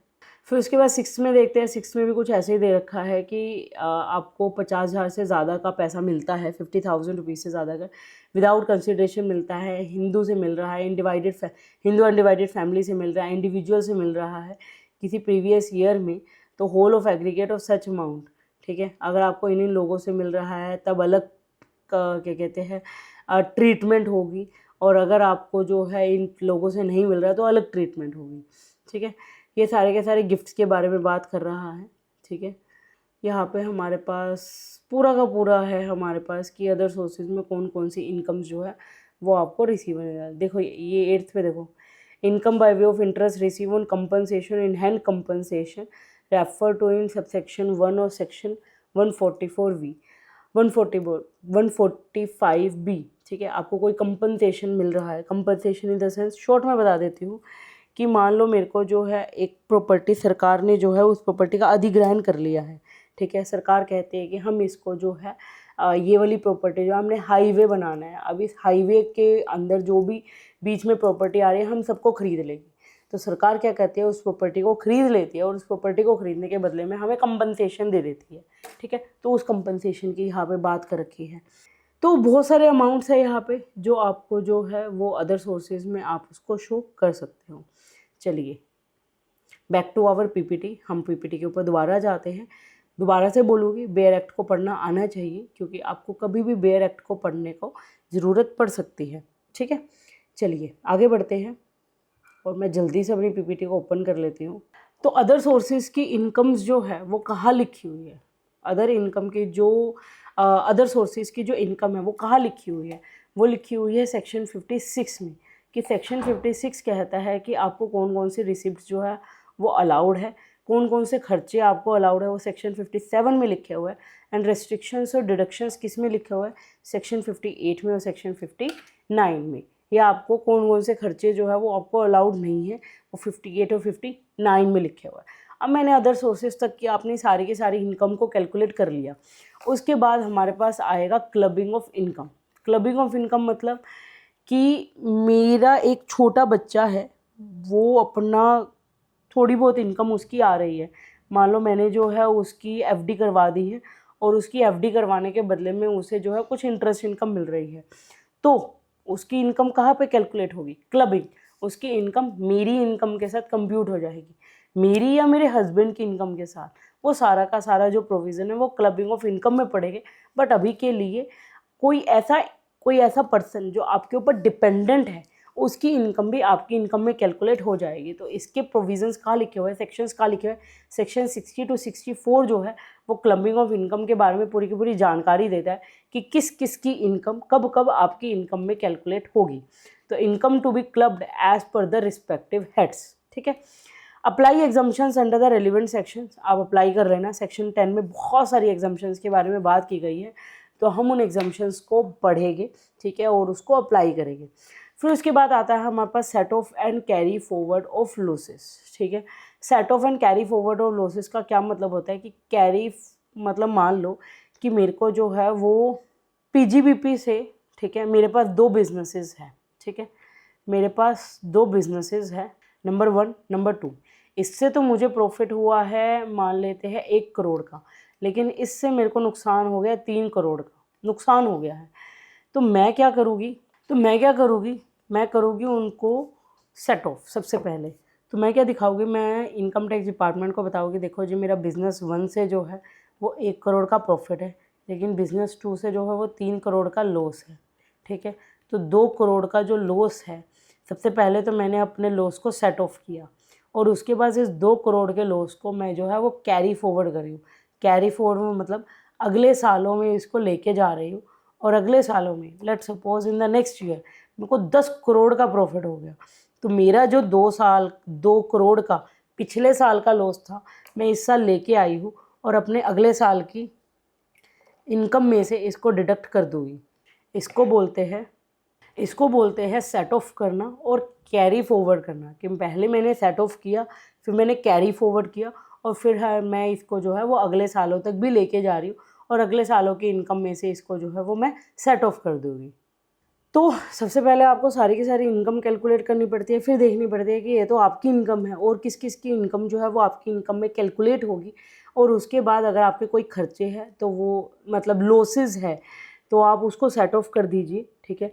कि एक लॉस तो मेरे को पीजीबीपी से मिला है, एक लॉस मिला है मेरे को कैपिटल गेन से, ठीक है, मेरे को कुछ प्रॉफिट्स भी हुए हैं, तो उन प्रॉफिट्स में से आप लॉसेस को माइनस कर दीजिए, और अगर आपके कुछ लॉसेस बच रहे हैं तो आप उसको कैरी फॉरवर्ड कर दीजिए, आगे आने वाले सालों में उसको लेके चले जाइए, ठीक है।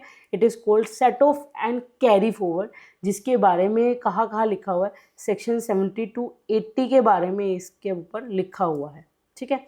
फिर उसके बाद हमारे पास कुछ रूल्स आते हैं, कुछ नोट डाउन आते हैं। क्या लिखा होता है कि each head has its own rules, हर हेड के अपने रूल्स होते हैं, and rule of one head can not be apply to another head, ठीक है।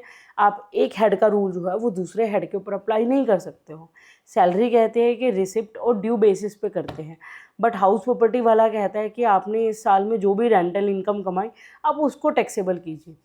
फॉर एग्जाम्पल मैंने यहाँ पे लिखा हुआ है कि हाउस प्रॉपर्टी क्या कहते हैं, हाउस प्रॉपर्टी कहते हैं टैक्सेस किसके ऊपर लगेंगे, annual value, such rent for the 12 months की जो भी आपका रेंट है is accessible, and advance tax is not tax in the year of receipt. देखिए कितनी बड़ी लाइन कह दी है, इन्होंने कहा हुआ है कि जो आपका एडवांस रेंट है ना वो रिसिप्ट के ईयर में आपको टैक्सेबल नहीं होगा। बट सैलरी वाला क्या कहता है, सैलरी कहता है कि advance salary is taxable in the year of receipt. समझ रहे हो। हाउस प्रॉपर्टी वाला कहता है, ये हाउस प्रॉपर्टी है, हाउस प्रॉपर्टी वाला कहता है कि एडवांस रेंट जो आपको मिल रहा है वो आपका इस साल में टैक्सेबल नहीं होगा। लेकिन सैलरी वाला हेड कहता है, सैलरी वाला कहता है कि जो एडवांस रेंट, एडवांस सैलरी आपको मिल रही है ना वो आप इस साल में टैक्सेबल कर दो। समझ रहे हो। तो हर हेड का अपना अपना जो है वो रूल होता है, और एक हेड का जो रूल है वो दूसरे हेड पे अप्लाई नहीं होता है। एक छोटा सा एग्जांपल आपको हमने यहाँ पे दिया है, ठीक है।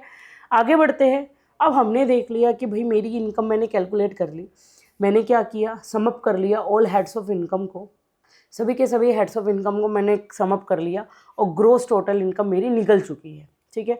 फिर मैंने क्या किया, डिडक्ट कर दिया उसमें से deductions under chapter 6A section 80C to 80U, ठीक है। आप कहोगे मैम ये क्या होता है, मैं कहूँगी ये सरकार जो होती है वो हमें कहती है कि आपकी जो भी इनकम हुई है आप उसको इन्वेस्ट करो, ठीक है। इंश्योरेंस ले लो, FD में इन्वेस्ट कर दो, होम लोन ले लो, ठीक है। तो अलग अलग तरीके होते हैं, ठीक है, जिसमें आप अपने पैसे को जो भी आपने कमाया है उसमें आप डाल सकते हो। तो अगर आप डालोगे तो आपको जो है कुछ डिडक्शंस मिलेगी, जिसको कहते हैं चैप्टर 6A की डिडक्शन। लेकिन द थिंग इज़ दैट कि ये सारी की सारी जो 80C to 80U की डिडक्शंस है वो सारी की सारी थी ओल्ड स्कीम की डिडक्शंस, कि अगर आप ओल्ड स्लैब रेट्स को करते हो तो आपको ये सारी की सारी जो डिडक्शंस है वो मिल जाएगी, ठीक है। हेल्थ इंश्योरेंस लेते हो, FD करवाते हो, 5 साल की FD वगैरह, तो उसके ऊपर आपको मिल जाएगी। लेकिन न्यू टैक्स रिजीम जो कि हमारी है सेक्शन 115BAC की न्यू स्कीम, जिसको हम कहते हैं, चलिए इधर ही लिख देती हूँ, 115BAC, एक स्लाइड और ही ऐड कर देते हैं हम, 1 मिनट रुकिए ज़रा। तो हमारे क्या कहती है कि ओल्ड स्कीम के अंदर, मोटा मोटा ही बता रही हूँ अभी तक, ओल्ड स्कीम के अंदर जो आपको डिडक्शन मिलती है वो 80C to 80U तक की मिलता है। बहुत सारे सेक्शन है, 80C, 80CCD, 80D सब मिलते हैं यहाँ पे डिडक्शन अंडर चैप्टर 6A। लेकिन न्यू स्कीम क्या कहते हैं, न्यू स्कीम कहते हैं कि सरकार आपको पहले से इतनी 7 लाख या 12 लाख तक तो छूट दे ही रही है, उसके बाद आपको इतनी सारी डिडक्शंस थोड़ा ना देगी। तो सरकार कहते हैं कि हम आपको लिमिटेड दे रहे हैं आप डिडक्शंस। तो डिडक्शन जो आपको है वो 2-3 ही मिलेगी, 80CCD2 में मिलेगी, 80JJA में मिलेगी आपको। अब आप कहोगे मैम ये क्या होता है। NPS का नाम अगर आपने सुना है तो ठीक है, नहीं सुना है तो national pension scheme, national pension scheme. सरकार कहती है कि आप जो है अभी जो सरकारी लोग होते हैं उनके पास तो पेंशन का जो है वो सिस्टम है कि वो अपना पीएफ में डालेंगे और उनको जो है वो पेंशन मिलती रहेगी, ठीक है। लेकिन हम जैसे इंडिविजुअल्स भी या प्राइवेट वाले भी, ठीक है, उनके पास पेंशन का कोई सिस्टम नहीं है। या फिर मैं हूँ, ठीक है, मैं घर पे बैठ के कमाती हूँ, मेरी प्राइवेट जॉब है, ठीक है, तो मेरे पास कोई पेंशन का स्कीम नहीं। लेकिन मैं भी चाहती हूँ कि मैं अपने कुछ पैसे जो है वो साइड बाय साइड अलग करते रहूँ, ठीक है, और उसका कुछ फ़ायदा जो है वो मुझे इन द फ्यूचर मिल जाए। तो नेशनल पेंशन स्कीम सरकार ने ओपन कर रखी है, जहाँ पे आप खुद से भी पैसे डिपॉजिट करवा सकते हो, ठीक है। तो एनपीएस, मैंने एनपीएस के बारे में बताया। अब ATCC2 जो है, ATCC-D2 जो है वो एनपीएस के बारे में ही चर्चा करता है कि एम्प्लॉयर का कंट्रीब्यूशन के ऊपर आपको कुछ जो है वो डिडक्शन मिल जाती है, कि एम्प्लॉयर कितना कंट्रीब्यूट कर रहा है और एम्प्लॉयर के कितने कंट्रीब्यूशन के ऊपर आपको कितना कितनी छूट मिलती है। दूसरा हमारे पास आता है ATJJ-AA। क्या कहते हैं ATJJ-AA? ये कहता है कि अगर बिजनेसेस जो है वो एडिशनल एम्प्लॉयज़ को रखते हैं, सरकार कहती है भाई हमारे देश में अनएम्प्लॉयमेंट बहुत ज़्यादा है, ठीक है, तो आप जो है अगर आप अपने बिजनेस में एम्प्लॉयज़ को एक्स्ट्रा रखते हो तो उनकी जो भी कॉस्ट है उसमें आपको कुछ डिडक्शंस मिल जाएगी। और ATCCH जो है वो सरकार ने न्यू ही लॉन्च किया था, अग्निवीर कॉर्पस है ये। सरकार कहती है कि कुछ आप जो है वो चंदा, इट्स टाइप ऑफ चंदा, कि आप जो है कुछ पैसा जो है वो अग्निवीर कॉर्पस फंड में डालो, और इसका जो उद्देश्य होता है वो हमारे देश के जो अग्निवीर हैं उनकी सेवा करना होता है, ठीक है। तो ये 3 डिडक्शंस जो है वो आपको 115 BAC में है। बाकी इसके ऊपर हम जो पूरी चर्चा है वो जब हम ये वाला चैप्टर उठाएंगे तब करेंगे, ठीक है। तो हमने क्या किया, हमने अभी तक पढ़ा है कि आप सारी की सारी इनकम को कैलकुलेट कर लो।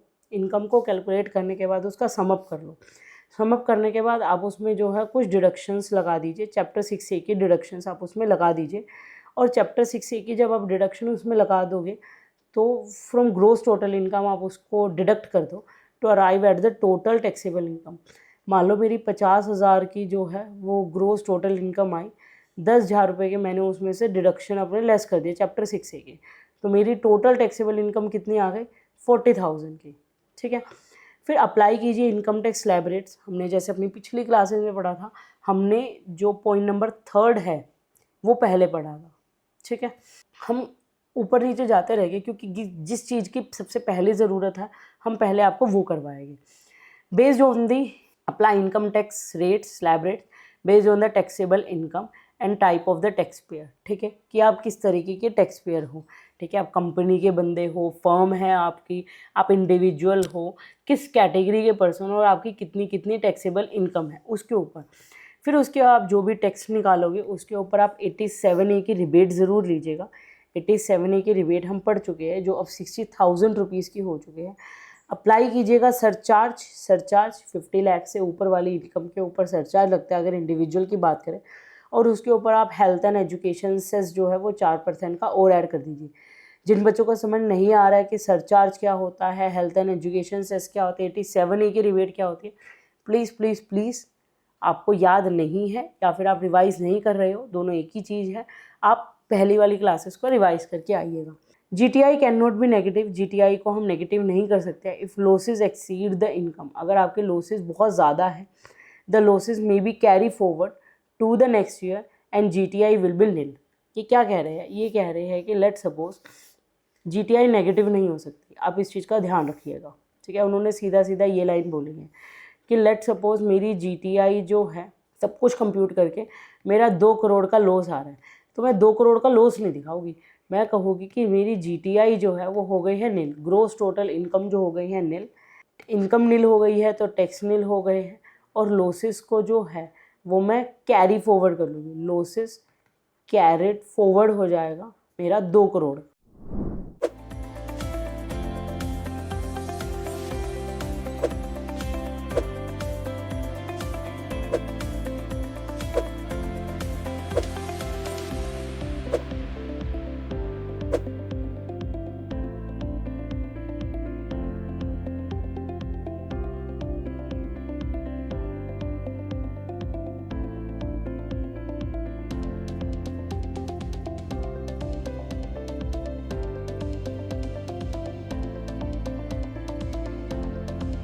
Hello everybody, this is Radhika from SharpUp और मैं लेके आई हूँ आपके लिए ATC प्रोग्राम। पिछले 5 सालों में हमने देखा कि बच्चों को एग्जैक्टली किस चीज़ की ज़रूरत है। After a lot of analysis we came to a conclusion कि हमारे यूथ को ज़रूरत है स्किल्स की। So here at Sharper we came up with one-stop solution for all your problems, that is ATC program. क्या है मैम इस programme में? So this program is offering you 8 different modules जहाँ पर हम जो फोकस कर रहे हैं वो सिर्फ कोर अकाउंटिंग पे नहीं है, बिकॉज अब हम ये समझ चुके हैं कि सिर्फ कोर अकाउंटिंग करके कोई भी फाइनेंस एंड अकाउंटिंग प्रोफेशनल नहीं बन सकता। You want more skills, if you want better salary, better package, if you want to upskill yourself, तो हम लेके आए आपके लिए एक वन स्टॉप सॉल्यूशन जहाँ पर हम ऑफर कर रहे हैं आपको 8 different modules at one place, जैसे GST, accounting, compliances, personality development. हमने ये तो जान लिया है कि hard skills will get you the job but soft skills will get you fired. So soft skills पे काम करना भी बहुत बहुत ज़रूरी है। We are talking about financial analysis, we are talking about allied laws and much more. सब कुछ प्रैक्टिकली आपके सामने लेके आएंगे। Why do we want to limit ourselves to just concepts? हम चाहते हैं कि आपको conceptual clarity के साथ साथ प्रैक्टिकली उसको कैसे अप्लाई करना है ये भी सिखाया जाए। क्यों ना GST के पोर्टल पे जाके ही रजिस्ट्रेशन करनी सीख लें? क्यों ना रियल टाइम GSTR 1, 3B, 9 कैसे भरना है सब कुछ हमें एक जगह पे सिखा दिया जाए। आखिर ऑफिस में जाके करना तो यही है। तो किस बात की देरी है? Go ahead and enroll yourselves in ATC program. This is Radhika Dua signing off. 2 crore का जो मेरा लॉसेस है वो कैरी फॉरवर्ड हो जाएगा in the next year, but आप GTI को नील नहीं दिखा सकते, ठीक है, ऐसा इन्होंने बोला है। फिर उसके बाद हम जो है वो हमने रिबेट लगा दी है, हमने उसके ऊपर सरचार्ज लगा दिया है, हमने उसके ऊपर मार्जिनल रिलीफ दे दिया है, हेल्थ एंड एजुकेशन सेस लगा दिया है। फिर उसके बाद आपकी आ गई है ग्रोस टोटल, आपके ऊपर आ चुका है टैक्स, ठीक है। उस टैक्स में से आप क्या डिडक्ट करोगे? Advance tax paid. मान लो मेरा जो है वो टैक्स आया है लेट सपोज 1 लाख रुपए का। अब उस टैक्स का कुछ हिस्सा जो है मैं TDS के थ्रू पे कर चुकी हूँ, ठीक है। कुछ मैंने खुद से ही पे कर दिया था, एडवांस टैक्स के थ्रू मैंने पे कर दिया था, और कुछ मेरे को रिलीफ मिल जाएगा 115JC और 115JAA के अंदर।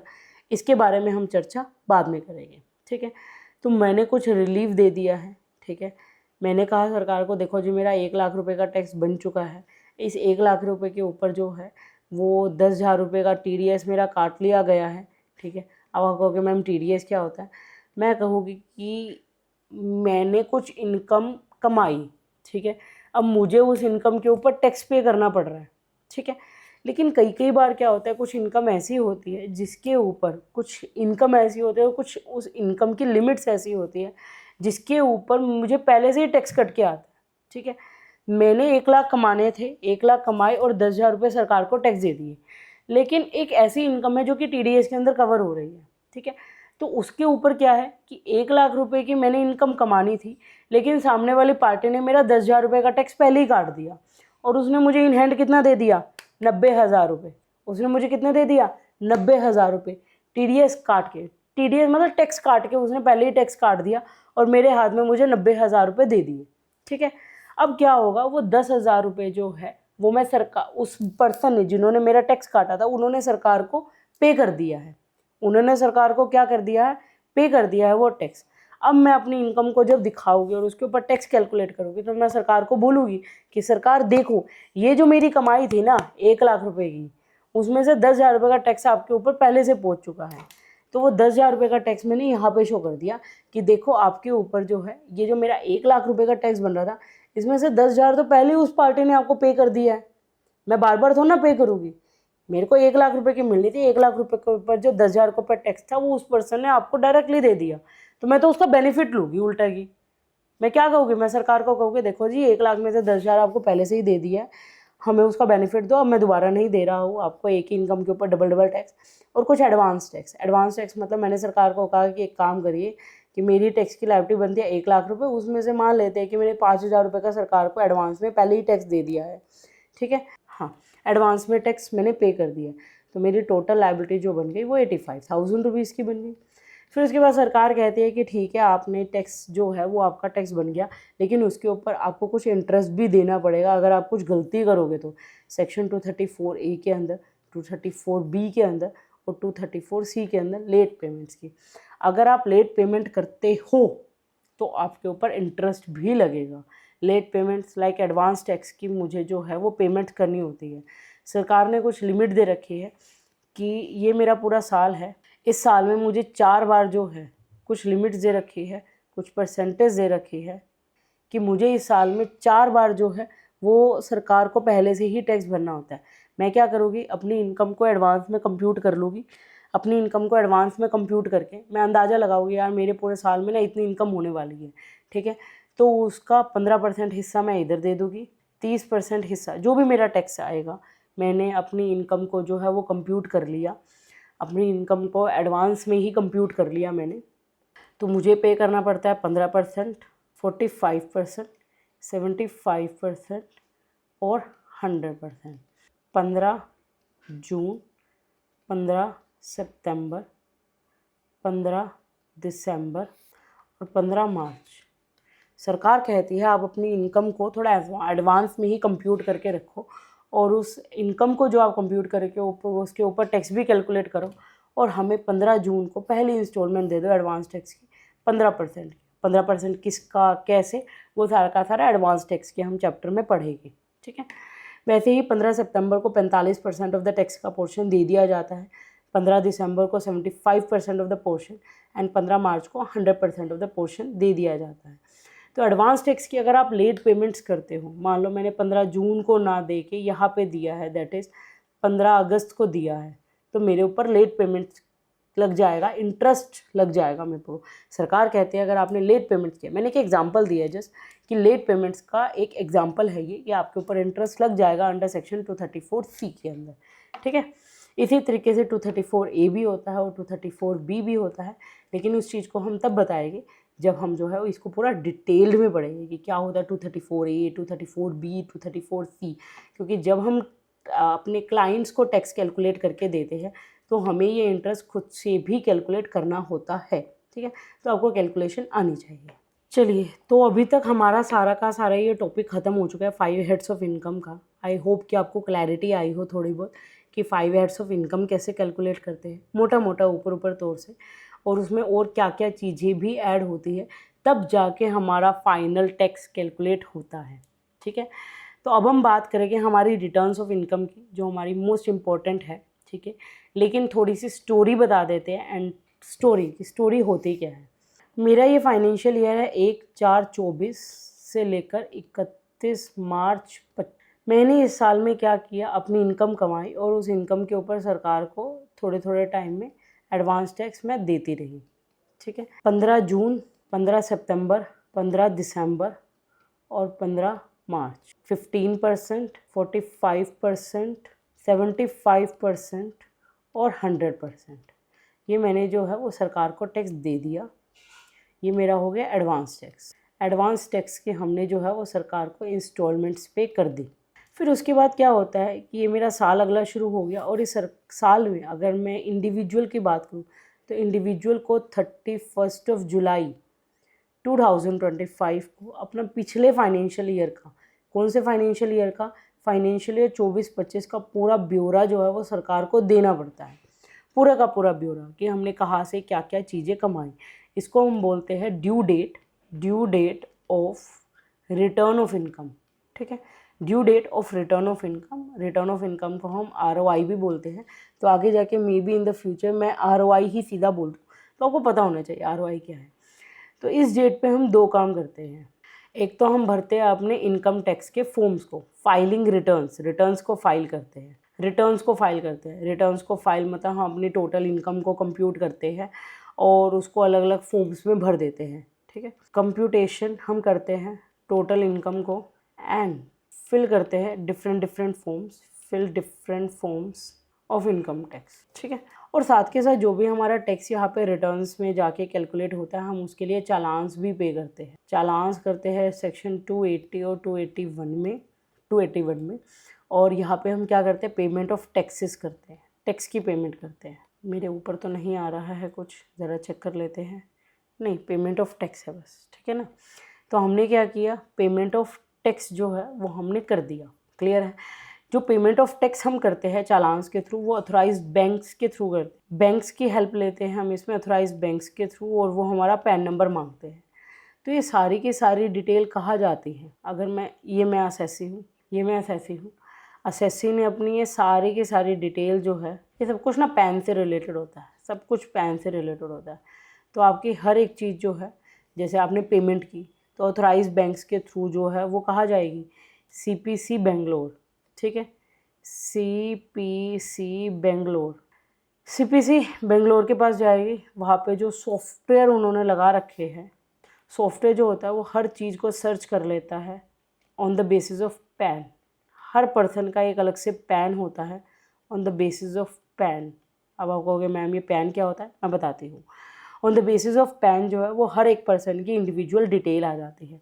ये पर्सन जो भी कमाता है, जो भी इनकम कमाता है, उस इनकम के ऊपर TDS भी सामने वाला कट करके देता है, ठीक है। इस इनकम को जो भी इन्होंने कमाया, ठीक है, इस पर्सन ने जो भी रिसिप्ट की, ठीक है, उसके ऊपर पेयर ने क्या किया, पेयर टू डिडक्ट TDS, ठीक है, एंड डिपॉजिट द TDS, ठीक है, to the income tax department. तो जो भी इनकम किया उसके ऊपर पेयर ने क्या किया, payer to deduct TDS on such receipts बोल दो, इनकम बोल दो, एक ही बात होती है। पेयर ने क्या किया, उसके ऊपर जो है वो TDS काट के उसको सारी की सारी जो है वो रिसिप्ट दे दी। और ये सारी की सारी जो TDS का अमाउंट था वो डिपॉजिट करवा दिया किसको, बेंगलोर के पास। TDS रिटर्न्स फाइल करके, TDS की रिटर्न्स फाइल की गई, TDS की पेमेंट की गई, TDS की रिटर्न फाइल की गई, TDS की पेमेंट की गई, और वो सारा का सारा जो कहाँ चला गया, वो CPC बेंगलोर के पास डेटा में, उनके सॉफ्टवेयर में सारा का सारा कलेक्ट हो चुका है। तो TDS TCS के थ्रू जो होता है, TDS TCS, ठीक है, दो चीज़ें होती हैं। अभी मैंने सिर्फ TDS लिखा है आपको थोड़ा सा सिंप्लीफाई करने के लिए। तो मैं जो भी इनकम कमाती हूँ वो भी ट्रेस हो जाती है इनकम। वैसे ही जो भी हम एक्सपेंडिचर करते हैं, जो भी खर्चे हो जाते हैं, वो भी ट्रेस होते हैं, ठीक है। मैं मान लो बहुत ज़्यादा मोटा खर्चा करने गई हूँ, तो सामने वाला मेरे से मेरा पैन नंबर मांग सकता है, और अगर उसने मेरा पैन नंबर मांगा तो वो कहीं ना कहीं जो है वो ट्रेस हो जाएगा, ठीक है। सेक्शन 139A जो है वो इस चीज़ के बारे में बताता है कि कुछ परचेजेस के ऊपर आप लोगों को अपना पैन नंबर और आधार नंबर देना पड़ता है।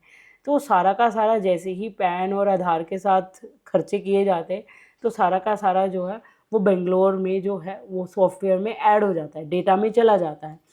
और जितना भी खर्चा आया, जितना भी इनकम आई, उसके बेसिस पे जो हमारे ये जो सॉफ्टवेयर जी है, ये सॉफ्टवेयर जी एक pre filled income tax return हमें शो कर देते हैं।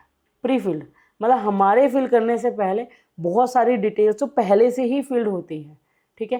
प्री फिल्ड रिटर्न्स जनरेट कर देते हैं और हमें दे देते हैं फॉर्म 26AS, जिसमें सारा कुछ लिखा हुआ है कि देखो आपने ये कमाया है, इसके ऊपर इतना इतना टैक्स कटा हुआ है, इतनी इतनी आपकी इंटरेस्ट इनकम आई है, इतनी इतनी आपकी डिविडेंड इनकम आई है।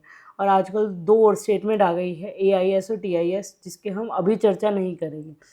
तो देखिए कितना कुछ होता है। आप जो भी इनकम करोगे, आप जो भी खर्चे लोगे, उन सब के ऊपर इनकम टैक्स की सीधी नज़र है, क्योंकि आजकल हर एक चीज़ जो है वो पैन या आधार से हो चुकी है लिंक।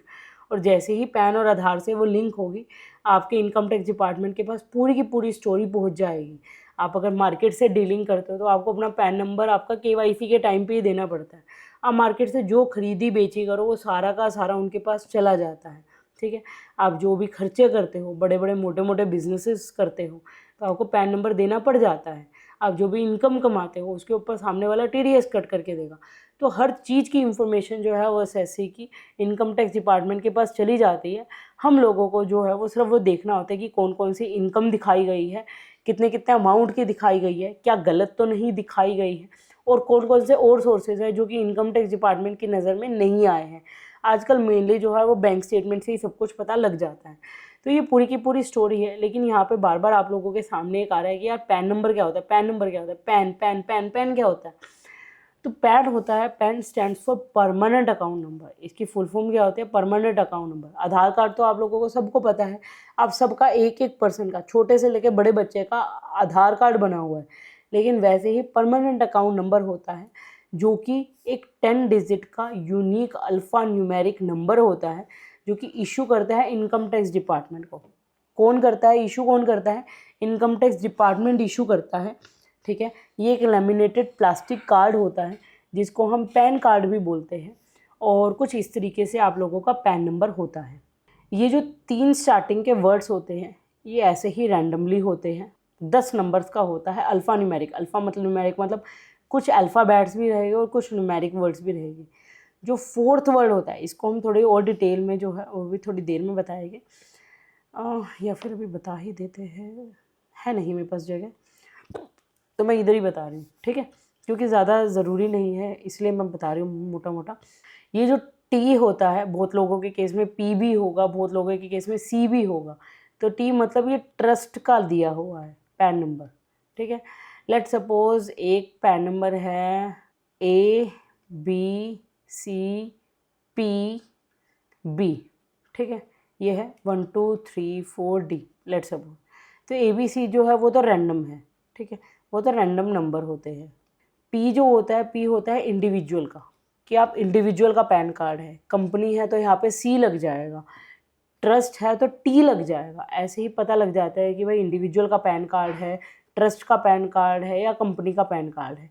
B क्या होता है, B is the first word of last name of assessee. जैसे मैंने कहा दीपिका बंसल, तो मेरा लास्ट नेम क्या है, बंसल। बंसल का फर्स्ट वर्ड क्या हो गया, बी, तो यहाँ पे बी लग गया। मैंने अपना ही बी डाला है, हालांकि मेरा पैन नंबर नहीं है। ठीक है, बट मैंने एक बी जरूर डाला है। और पी मेरा इंडिविजुअल का है इसलिए। और उसके बाद अपनी उनकी एल्गोरिथम होती है, उसके अकॉर्डिंग वो आपको नंबर से असाइन कर देते हैं। तो पैन इज़ मैंडेटरी। ठीक है, पैन किस लिए ज़रूरी होता है, pan is mandatory for all financial transactions. Pan बहुत ज़्यादा ज़रूरी होता है सभी के सभी फाइनेंशियल ट्रांजेक्शन के लिए और टैक्स रिलेटेड एक्टिविटीज़ के लिए। आप जितनी भी फाइनेंशियल ट्रांजैक्शन करोगे, खरीदोगे, बेचोगे, प्रॉपर्टी को भी खरीदोगे, बेचोगे, या फिर कोई भी टैक्स रिलेटेड एक्टिविटीज़ करोगे, तो उसके लिए आपके पास पैन नंबर होना बहुत ज़्यादा ज़रूरी है। Government requires individual and businesses to use their PAN for submitting income tax return. अब पैन का यूज़ कहाँ होता है, इनकम टैक्स रिटर्न को सबमिट करने के लिए होता है। मेकिंग टैक्स पेमेंट को करने के लिए होता है। गेटिंग क्रेडिट्स फॉर TDS और TCS। मैंने क्या किया, 10,000 रुपये, मैंने TDS का एक एग्जांपल दिया था अभी आपको कि मेरे 10,000 रुपये सामने वाली पार्टी ने पहले ही काट लिए थे और वो काट के सरकार को जमा कर दिए थे। तो मैंने क्या किया, वो जो सरकार को जमा कर रखा था वो मैंने उसका क्रेडिट ले लिया। मैंने कहा कि सरकार जो मेरे 10,000 मेरे को आपको काट के देने थे वो सामने वाली पार्टी ने पहले ही आपको दे दिया, तो इसका बेनिफिट मैं लूँगी क्योंकि मेरी इनकम में से डिडक्ट हुआ है, तो TDS का क्रेडिट मैं लूँगी। ठीक है ना, तो मैं अपनी फाइनल टैक्स कंप्यूटेशन में से वो 10,000 रुपये माइनस कर दूँगी। तो मैंने TDS TCS का क्रेडिट ले लिया है। ठीक है, तो उसके लिए भी पैन की ज़रूरत होती है। Keeping an I on the significant financial transactions. बहुत सिग्निफिकेंट फाइनेंशियल ट्रांजेक्शन आजकल स्टॉक मार्केट का बहुत ही ज़्यादा कहते हैं वो चलन चल चुका है, रिवाज चल चुका है, ट्रेडिशन चल चुका है। बहुत सारे लोग बहुत मोटा मोटा खरीदते हैं और बेचते हैं। तो फाइनेंशियल ट्रांजेक्शन्स, ठीक है, तो उसके ऊपर आई रखने के लिए कि कोई कहीं गलत तरीके से कुछ यूज़ तो नहीं कर रहा है, वो चीज़। और last, to guarantee a smooth tracking system for financial activities. ठीक है, और फाइनेंशियल एक्टिविटीज़ को स्मूथली चलाने के लिए भी, गारंटी करने के लिए भी हमारे जो होते हैं पैन कार्ड का यूज़ किया जाता है। हम आपको थोड़े और सिग्निफिकेंट फाइनेंशियल ट्रांजेक्शन ज़रा बताते हैं। तो कुछ आपको फाइनेंशियल ट्रांजेक्शन्स के बारे में बताते हैं। यहाँ पे लिखा हुआ है सिग्निफिकेंट फाइनेंशियल ट्रांजेक्शन्स। ये हमारा दिया गया है सेक्शन 285B में। ठीक है, सेक्शन 285B जो है, 285BA सॉरी, सेक्शन 285BA जो है वो हमारी सिग्निफिकेंट फाइनेंशियल ट्रांजेक्शन्स के बारे में बताता है कि कौन कौन सी फाइनेंशियल ट्रांजेक्शन, मतलब मैं सारा का सारा ब्रीफ में नहीं बताऊँगी बट बहुत मोटा मोटा बेसिक कि अगर आप कैश डिपॉजिट करवाते हो इन अ सेविंग अकाउंट, मेरा सेविंग अकाउंट है, लेकिन अचानक से उसमें पूरे साल में 10 लाख रुपए का कैश डिपॉजिट हो गया। मैं कैश डिपॉजिट करती जा रही हूँ और एक टाइम पे जाके फॉर एग्जांपल जनवरी में जाके वो अमाउंट 10 लाख को एक्सीड कर गया, तो बैंक वाले क्या करेंगे? बैंक वाले जो है वो इनकम टैक्स डिपार्टमेंट के पास सीधा इन्फॉर्मेशन भेजेंगे कि इस पर्सन ने कैश डिपॉजिट जो किया है इस पूरे साल में अभी तक जो है वो 10 लाख से एक्सीड हो चुका है। तो इनकम टैक्स डिपार्टमेंट का ये सवाल आप लोगों के पास आ सकता है कि भाई इतना कैश तुम कहाँ से लेकर आए, ठीक है। तो ये एक पॉइंट हो गया। तो ऐसे ऐसे सिग्निफिकेंट फाइनेंशियल ट्रांजेक्शन्स। दूसरा, करंट अकाउंट की अगर बात करें, अगर आपने करंट अकाउंट में जो है कैश डिपॉजिट कर दिया है, cash deposit in current account अगर आपने कर दिया है, ये लिमिट जो है वो है 50 लाख रुपए कि 50 लाख से ज़्यादा का अगर आपका करंट अमाउंट में पैसा डिपॉजिट हुआ है, कहाँ से आया पैसा, कहाँ से कमाया, क्योंकि कैश की तो कोई गिनती नहीं होती है, कहाँ से पैसा कमाया, तो आपको पूरा का पूरा देना पड़ेगा ब्यौरा कि आपका ये कैश कहाँ कहाँ से आया है, ठीक है। एफडी की अगर बात करूँ कि एफडी के ट्रांजेक्शन, आपने एफडी जो करवाई है वो पूरे साल में 10 लाख से ज़्यादा की हो गई है, ठीक है। रिन्यूएबल की बात नहीं, विदाउट रिन्यूएबल 10 लाख से ज़्यादा की अगर आपने 10 लाख या 10 लाख से ज़्यादा की अगर आपने पूरे साल में एफडी करवाई है, तो भी उस केस में जो है वो बैंक्स जो है वो इनकम टैक्स डिपार्टमेंट को बोल सकता है कि भाई देखो देखो कहाँ से आया है बंदे के पास पैसा, ठीक है। मोर देन 10 लाख और इज इक्वल टू 10 लाख अगर आपने एफडी करवाई है, तो उस केस में भी आपके ऊपर जो है वो बैंक वाले सीधा का सीधा इनकम टैक्स डिपार्टमेंट के ऊपर भेजेंगे और इनकम टैक्स डिपार्टमेंट को आपको पूरा ब्यौरा देना पड़ेगा कि वो कहाँ कहाँ से आई है, ठीक है। Shares, mutual funds, bonds, debenture, हम पूरे साल में शेयर्स परचेज करते रहते हैं, तो अगर वो किसी भी साल में 10 लाख से ज़्यादा हो जाता है, शेयर्स, डिबेंचर्स, म्यूचुअल फंड्स, आप कुछ भी कह दो, अगर वो मोर देन 10 लाख चला जाता है, 10 लाख चला जाता है, 10 लाख से ज़्यादा चला जाता है, तो उस केस में भी जो म्यूचुअल फंड कंपनीज़ है, जो हमारी एएमसी वगैरह होती है, वो सारी की सारी इन्फॉर्मेशन जो है वो इनकम टैक्स डिपार्टमेंट के पास पहुंचा देती है। तो कुछ ऐसी ही फाइनेंशियल ट्रांजैक्शन है। जैसे मैं अगर बात करूँ तो इमूवेबल प्रॉपर्टी की, अगर मैं परचेज सेल की बात करूँ तो 30 लाख से ज़्यादा की अगर ट्रांजेक्शन्स हो रही है, चाहे वो सेल के ट्रांजेक्शन हो या परचेज़ की ट्रांजेक्शन हो, सेल या परचेज़ हो रहा है प्रॉपर्टी का, sale and purchase of property, और वो जो है वो 30 लाख से ज़्यादा का जा रहा है, ठीक है। कोई भी ट्रांजैक्शन हो, चाहे वो सेल के ट्रांजैक्शन हो, परचेज़ की हो, तो उस केस में जो क्या कहते हैं प्रॉपर्टी रजिस्ट्रार है, वो पूरा का पूरा जो ब्यौरा है वो इनकम टैक्स डिपार्टमेंट को पहुंचा देगा और इनकम टैक्स डिपार्टमेंट वो आपसे ब्यौरा मांगेगी कहाँ से आए पैसे, ठीक है ना। तो इसलिए पैन की ज़रूरत होती है सभी के सभी सिग्निफिकेंट फाइनेंशियल ट्रांजैक्शन को शो करने में, ताकि इनकम टैक्स डिपार्टमेंट जो है वो आप लोगों के ऊपर कंट्रोल रख सके, आप लोगों के ऊपर एक तरीके से, ठीक है। आगे बढ़ते हैं। File an income tax return, हमें इनकम टैक्स रिटर्न भरनी पड़ती है। Choose the correct ITR form based on income tax type, आपकी जो भी इनकम है उसके अकॉर्डिंग आपको ITR फॉर्म्स जो होते हैं वो भरने पड़ते हैं। File before the due date to avoid the late fees, आपको ड्यू डेट क्या होती है, मैंने इंडिविजुअल की बात की थी कि इंडिविजुअल के केस में क्या होती है 31 जुलाई, ठीक है ना, लेकिन कंपनी हो गया, फर्म हो गया, इनके केस में क्या होती है अभी हम पढ़ेंगे। तो ड्यू डेट से पहले आप जो है अपनी इनकम टैक्स रिटर्न को फाइल कर दीजिए, अदरवाइज आपके ऊपर लेट फीस लग जाएगी अंडर सेक्शन 234F के अंदर। और वेरीफाई कर दीजिए अपनी रिटर्न को थ्रू आधार, OTP, नेट बैंकिंग या ऑफलाइन मेथड से, ठीक है। अलग अलग तरीक़ों से आप अपनी रिटर्न को वेरीफाई कर सकते हो। अब हमने ये तो समझ लिया कि इनकम टैक्स रिटर्न को हमने भरना होता है, लेकिन रिटर्न ऑफ इनकम कि आप अपनी इनकम को किस किस सेक्शन के अंदर डालते हो वो बहुत ज़्यादा ज़रूरी है। तो आज हम इन्हीं सेक्शंस की बात करेंगे अपनी क्लास में, ठीक है। 1-2 सेक्शंस की आज बात करेंगे, बाकी सारे सेक्शंस की बात जो है वो हम अपने अगली क्लास में करेंगे, ठीक है। क्योंकि ऑलरेडी आई थिंक ये क्लास 1-1.25 घंटे की हो चुकी है, ठीक है। तो अगर मैंने अगली क्लास को मतलब सारे सेक्शंस को आज की क्लास में कवर किया, वो 2 घंटे से भी ऊपर चली जाएगी, तो it become very hectic for you, ठीक है। तो हम ज़्यादा आप लोगों के ऊपर बर्डन नहीं डालेंगे, ठीक है। आज इनमें से हम 1-2 सेक्शंस की ही बात करेंगे अपनी इस क्लास में, ठीक है। तो रिटर्न ऑफ इनकम की बात करें तो देखिए सबसे पहला क्या होता है, compulsory filing of return of income section 139(1) के अंदर, कंपल्सरी फाइलिंग आपको जो होती है अपनी रिटर्न ऑफ इनकम को फाइल करना ही पड़ता है 139 सबसेक्शन 1 के अंदर, ठीक है। अब बात ये आती है कि 139(1) क्या कहते हैं, ठीक है। 139, अच्छा पहले रिटर्न ऑफ इनकम के बारे में पढ़ते हैं। रिटर्न ऑफ इनकम क्या होता है? रिटर्न ऑफ इनकम एक फॉर्मेट होता है जिसमें असेसी जो होता है बताता है, अपनी सारी इन्फॉर्मेशन देता है कि सेल्फ डिक्लेरेशन करता है हर चीज़ की। देखो मेरी इतनी इनकम है, इसके ऊपर इतना टैक्स लगा है, इसके ऊपर इतना टीडीएस पे हो चुका है, इतना एडवांस टैक्स मैंने पे किया था। हर एक चीज़ को जो है वो हमें इस फॉर्मेट के थ्रू भरना होता है। और ये फॉर्मेट किसने दिया है? ये सीबीडीटी ने दिया है।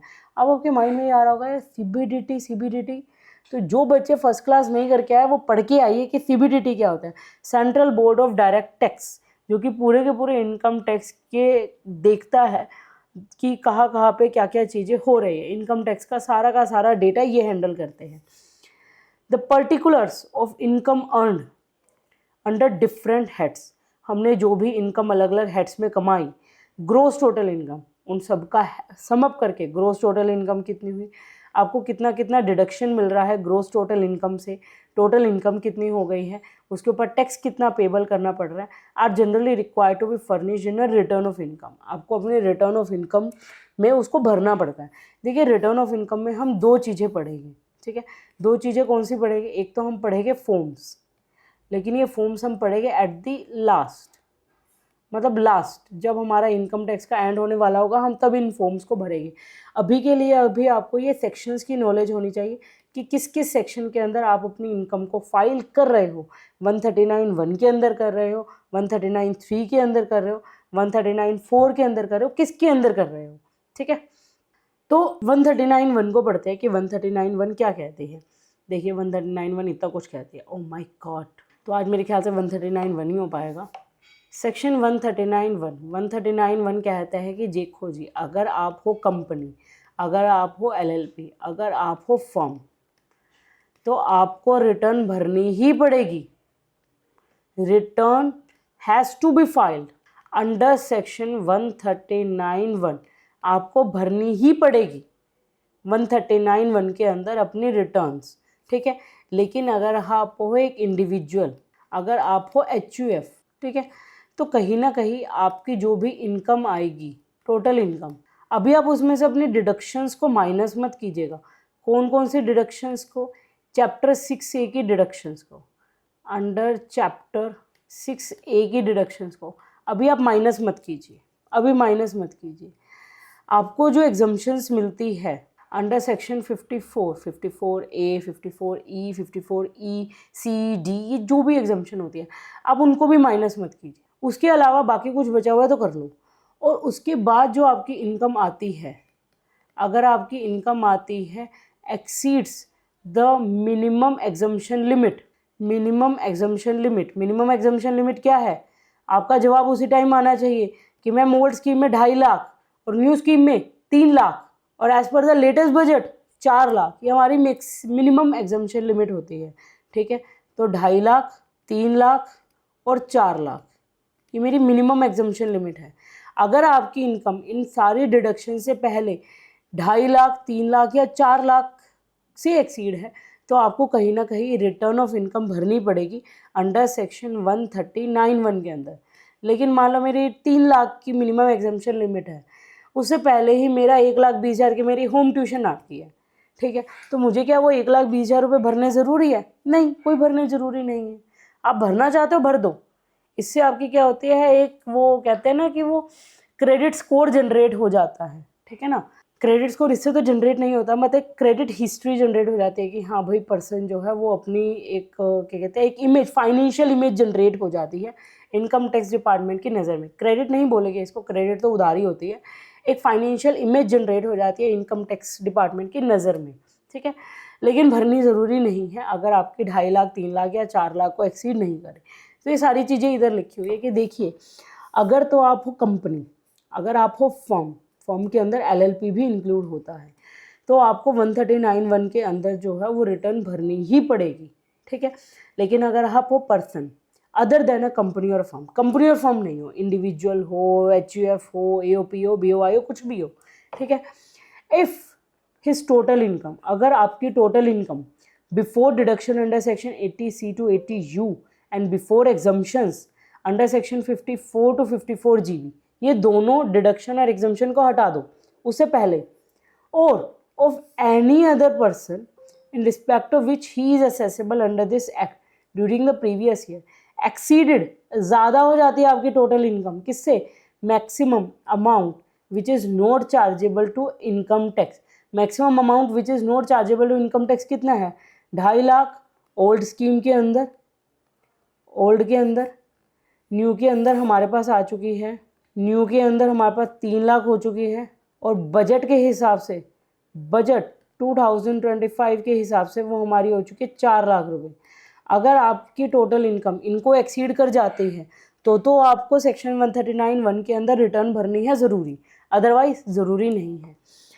तो शेल, तो क्या करना होता है, ऑन और before the due date, due date से पहले, या तो ड्यू डेट के दिन या ड्यू डेट से पहले आपको जो है रिटर्न भरनी होती है ऑफ हिज इनकम, आपको अपनी इनकम का ब्यौरा देना पड़ता है, और income of such other person during the previous year in the prescribed form, आपको एक पूरा फॉर्म भरना पड़ता है और उसको वेरीफाई करवाना पड़ता है in the prescribed manner, Aadhaar OTP से, नेट बैंकिंग से, जिससे मर्जी कीजिए, and setting forth such other particulars as may be prescribe. मतलब इन्होंने मोटा मोटा ये कह रखा है कि अगर आप कंपनी और फर्म LLP है उनको तो भरना ही है। मैम अगर उनकी इनकम ज़ीरो है तो क्या उनको भरने की ज़रूरत है, मैं कहूँगी येस, उनको भरने की ज़रूरत है, ठीक है ना।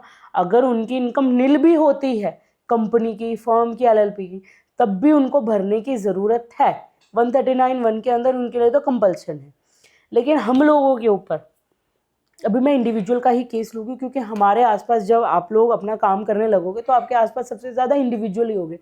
तो इंडिविजुअल के केसेस में अगर आपकी इनकम 2.5 लाख, 3 लाख या 4 लाख, ये जो लिमिट्स हैं उनको एक्सीड करती है तो ही आपको 139(1) के अंदर रिटर्न्स भरने की ज़रूरत है, अदरवाइज रिटर्न भरने की ज़रूरत नहीं है। यहाँ तक क्लियर है। अब मैम आप बार बार ड्यू डेट बोल रहे हो, ये कुछ और भी है, ये मैं आपको बताती हूँ। लेकिन मैम आप ड्यू डेट कर रहे हो, ये ड्यू डेट होती क्या है, देखिए क्या होती है कि अगर हम अपनी बात करें तो हमारे केस में होती है 31 July of the assessment year in the case of any other SSC. हम सब के केस में, इंडिविजुअल्स वगैरह के केस में, HUF के केस में 31 जुलाई होती है of the assessment year. Of the assessment year का क्या मतलब होता है कि मेरे पास ये साल है 1/4/2024 से लेकर 31 मार्च 2025 तक का मेरा ये साल है, ठीक है। मेरे को इस साल में मैंने जो भी कमाया उसको कहाँ फाइल करूँगी, 31 जुलाई 2025 में। तो यहाँ पे अगर मैं इस प्रीवियस ईयर की बात करूँ तो प्रीवियस ईयर कौन सा है, ये वाला प्रीवियस ईयर, ये वाला प्रीवियस ईयर है मेरा 31 मार्च 2026। तो प्रीवियस ईयर कौन सा हो गया, 25-26। लेकिन असेसमेंट ईयर कौन सा हो गया, 26-27। लेकिन अगर मैं इस ईयर की बात करूँ तो इस ईयर का प्रीवियस ईयर कौन सा है, 24-25, और असेसमेंट ईयर कौन सा हो गया, 25-26। तो मुझे रिटर्न कब भरनी पड़ेगी, 31 July of the assessment year. मेरे इस प्रीवियस ईयर के लिए 24-25 प्रीवियस ईयर के लिए असेसमेंट ईयर कौन सा है, 25-26 का है। तो मुझे 31 जुलाई 2025 को अपनी रिटर्न्स जो है वो फाइल करनी होगी। यहाँ तक क्लियर है आपको। लेकिन अगर हम बाकी और लोगों की और बात करें, 31 अक्टूबर इज़ द ड्यू डेट, जिसमें कंपनी आ जाती है, पर्सन आ जाते हैं other then a company covered under 44AB, या फिर पार्टनर वर्किंग और नॉट, भले वो काम कर रहे हो चाहे नहीं कर रहे हो, फर्म के where the firm is covered by 44AB। अब आपके मन में क्वेश्चन आ गया मैम 44AB क्या होता है। मैं कहूँगी रुक जाइए, इस क्लास में नहीं, हम अगले क्लास में आपको बताएंगे कि 44AB क्या होता है, ठीक है। तो 31 अक्टूबर और सभी के केसेस में होता है। कंपनी के केस में पर्सन जो कि 44AB में कवर है, या फिर एक पार्टनर जो कि 44AB में कवर है उसकी फर्म, ठीक है। बाकी सबके लिए जो है वो 30 नवंबर का केस आ जाता है। बाकी सभी के लिए मतलब जो कि नॉन कॉर्पोरेट एसएससी है, मतलब आप ये लगा लीजिए, ये आपके लिए इतना ज़रूरी नहीं है। इसमें हमारी जो है वो क्या कहते हैं, इंटरनेशनल ट्रांजेक्शन्स आ जाती है। तो इसको आपने नहीं याद करना है क्योंकि हमारे केस में जो है हमें इंटरनेशनल ट्रांजेक्शन्स का, क्योंकि बहुत ही कम फॉर्म ऐसी होती है जिनके बाद इंटरनेशनल ट्रांजेक्शन से रिलेटेड जो होते हैं वो इन्फॉर्मेशन आती है। बाकी सब जो है वो इसी में कवर हो जाता है। तो देखिए, कंपनी जो पर्सन 44 AB में कवर है वो, और पार्टनर ऑफ अ फर्म, अगर वो फर्म भी 44 AB में कवर है तो 31 अक्टूबर, बाकी सबके लिए 31 जुलाई। तो आपने ये 2 डेट याद रखनी है। मैम HUF हो तो मैं कहूँगी 31 जुलाई, मैम AOP हो तो 31 ऑफ जुलाई, मैम BOI तो 31 जुलाई, मैम कंपनी हो तो 31 ऑफ अक्टूबर। लेकिन the most important interesting thing is that कि जो हमारा इनकम टैक्स बिल 2025 आया है उसमें इन डेट्स को भी बदल दिया गया है। और इन डेट्स को, क्योंकि अभी तक वो बिल है, एक्ट नहीं बना है, और वो बिल जो है as per the recent news, वो बिल जो है वो लोकसभा में पास हो चुका है विद 25 गवर्नमेंट अमेंडमेंट्स, ठीक है ना। आई थिंक कल परसों में मैंने ये न्यूज़ पढ़ी थी कि लोकसभा में अब हमारा जो इनकम टैक्स बिल है वो पास हो चुका है। अब वो राज्यसभा में जाएगा और राज्यसभा के बाद उसके पास प्रेसिडेंट की अप्रूवल मिलते ही वो हमारा एक्ट बन जाएगा। तो इनकम टैक्स बिल में जो 31 अक्टूबर की जो डेट है इसको चेंज किया गया है ताकि जो फाइल करने वाले CS है उनके पास ज़्यादा टाइम रहे अपनी रिटर्न्स को फाइल करने में, अपने क्लाइंट्स की रिटर्न को फाइल करने में। और इसको 1 महीना बढ़ा दिया गया है, और 1 महीना बढ़ा के इसको कितना कर दिया गया, 30 नवंबर। मतलब ये डेट जो है वो 31 अक्टूबर से शिफ्ट हो गया 30 नवंबर चली गई है। बट इसको मैं अभी रिटर्न में नहीं लेके आऊँगी because still it is an bill not an act, ठीक है। तो ये हमारी दो ड्यू डेट्स है, 2 ड्यू डेट्स आपको याद रखनी है। One is 31 October and second one is of the 31 of July, ठीक है। आई होप कि आपको क्लियर है। फर्म अगर हमारी जो है 44 AB में कवर नहीं है तो वो 31 जुलाई के अंदर ही कवर हो जाएगी, ठीक है। चलिए आज की क्लास को हम यहीं पे ख़त्म करते हैं, आज की क्लास का खात्मा करते हैं आज हम इधर ही, ठीक है। बहुत सारे हमारे सेक्शंस बचे हुए हैं, PPT तो हमने रेडी कर दी है, बट वही बात है कि अगर हम आगे बढ़ेंगे तो क्लास बहुत बहुत बहुत लंबी हो जाएगी। तो इसको हमने 2 पार्ट्स में डिवाइड किया है। एक हमारा पार्ट है 5 हेड्स ऑफ इनकम, और हमने रिटर्न ऑफ इनकम को शुरुआत कर दी है अपनी आज की क्लास में, लेकिन इसका जो हम फिनिश कर देंगे पूरा का पूरा इस टॉपिक को वो हम अगली क्लास तक लेके जाएंगे। तो इस क्लास को रिवाइज ज़रूर करना है। इस क्लास की, क्योंकि ये मैं दोबारा से बोलूँगी कि ये एक तरीके से नींव ही है। 5 हेड्स ऑफ इनकम को आपको थोड़ा सा और डिटेल में पढ़ाया गया ताकि जब हम इसको आगे लेके जाए तब इसको आप बहुत अच्छे से पढ़ पाओ। मैं आपको वही बच्चा समझ रही हूँ जिसको कुछ भी नहीं पता है, ABCD ही हमें आपको बताना पड़ेगा इनकम टैक्स का, तभी आपको समझ में आएगा। आप लोगों में से बहुत सारे लोग ऐसे हो सकते हैं जिनको ऑलरेडी नॉलेज होगी तो आप लोगों के लिए ये समझना बहुत ज़्यादा इजी रहेगा। लेकिन बहुत सारे ऐसे बच्चे भी हैं जिनको कुछ भी नहीं पता है, तो आप लोगों के लिए हम जो है वो बिल्कुल शुरुआत से हर एक चीज़ समझा रहे हैं। तो क्लास को पढ़ना ज़रूर है, क्लास को रिवाइज ज़रूर करना है, ठीक है। और नोट डाउन करके आइएगा, ठीक है, नोट डाउन करके आइएगा, रिवाइज करके आइएगा हर एक क्लास को। हम अगली क्लास में अपने रिटर्न्स ऑफ इनकम के टॉपिक को फिनिश कर देंगे। ड्यू डेट समझ के आइएगा, रिटर्न्स ऑफ इनकम क्या है। अगली क्लास में हम आपको जो है वो कुछ फॉर्म्स भी खोल के दिखाएंगे और वो सेक्शंस भी दिखाएंगे जो हम अपनी इस क्लास में पढ़ेंगे। और आज की क्लास में हमने जो है वो बेयर एक्ट को भी थोड़ा सा खोल के आपको दिखाया। सो क्लास को पढ़िए, समझिए और रिवाइज ज़रूर कीजिएगा।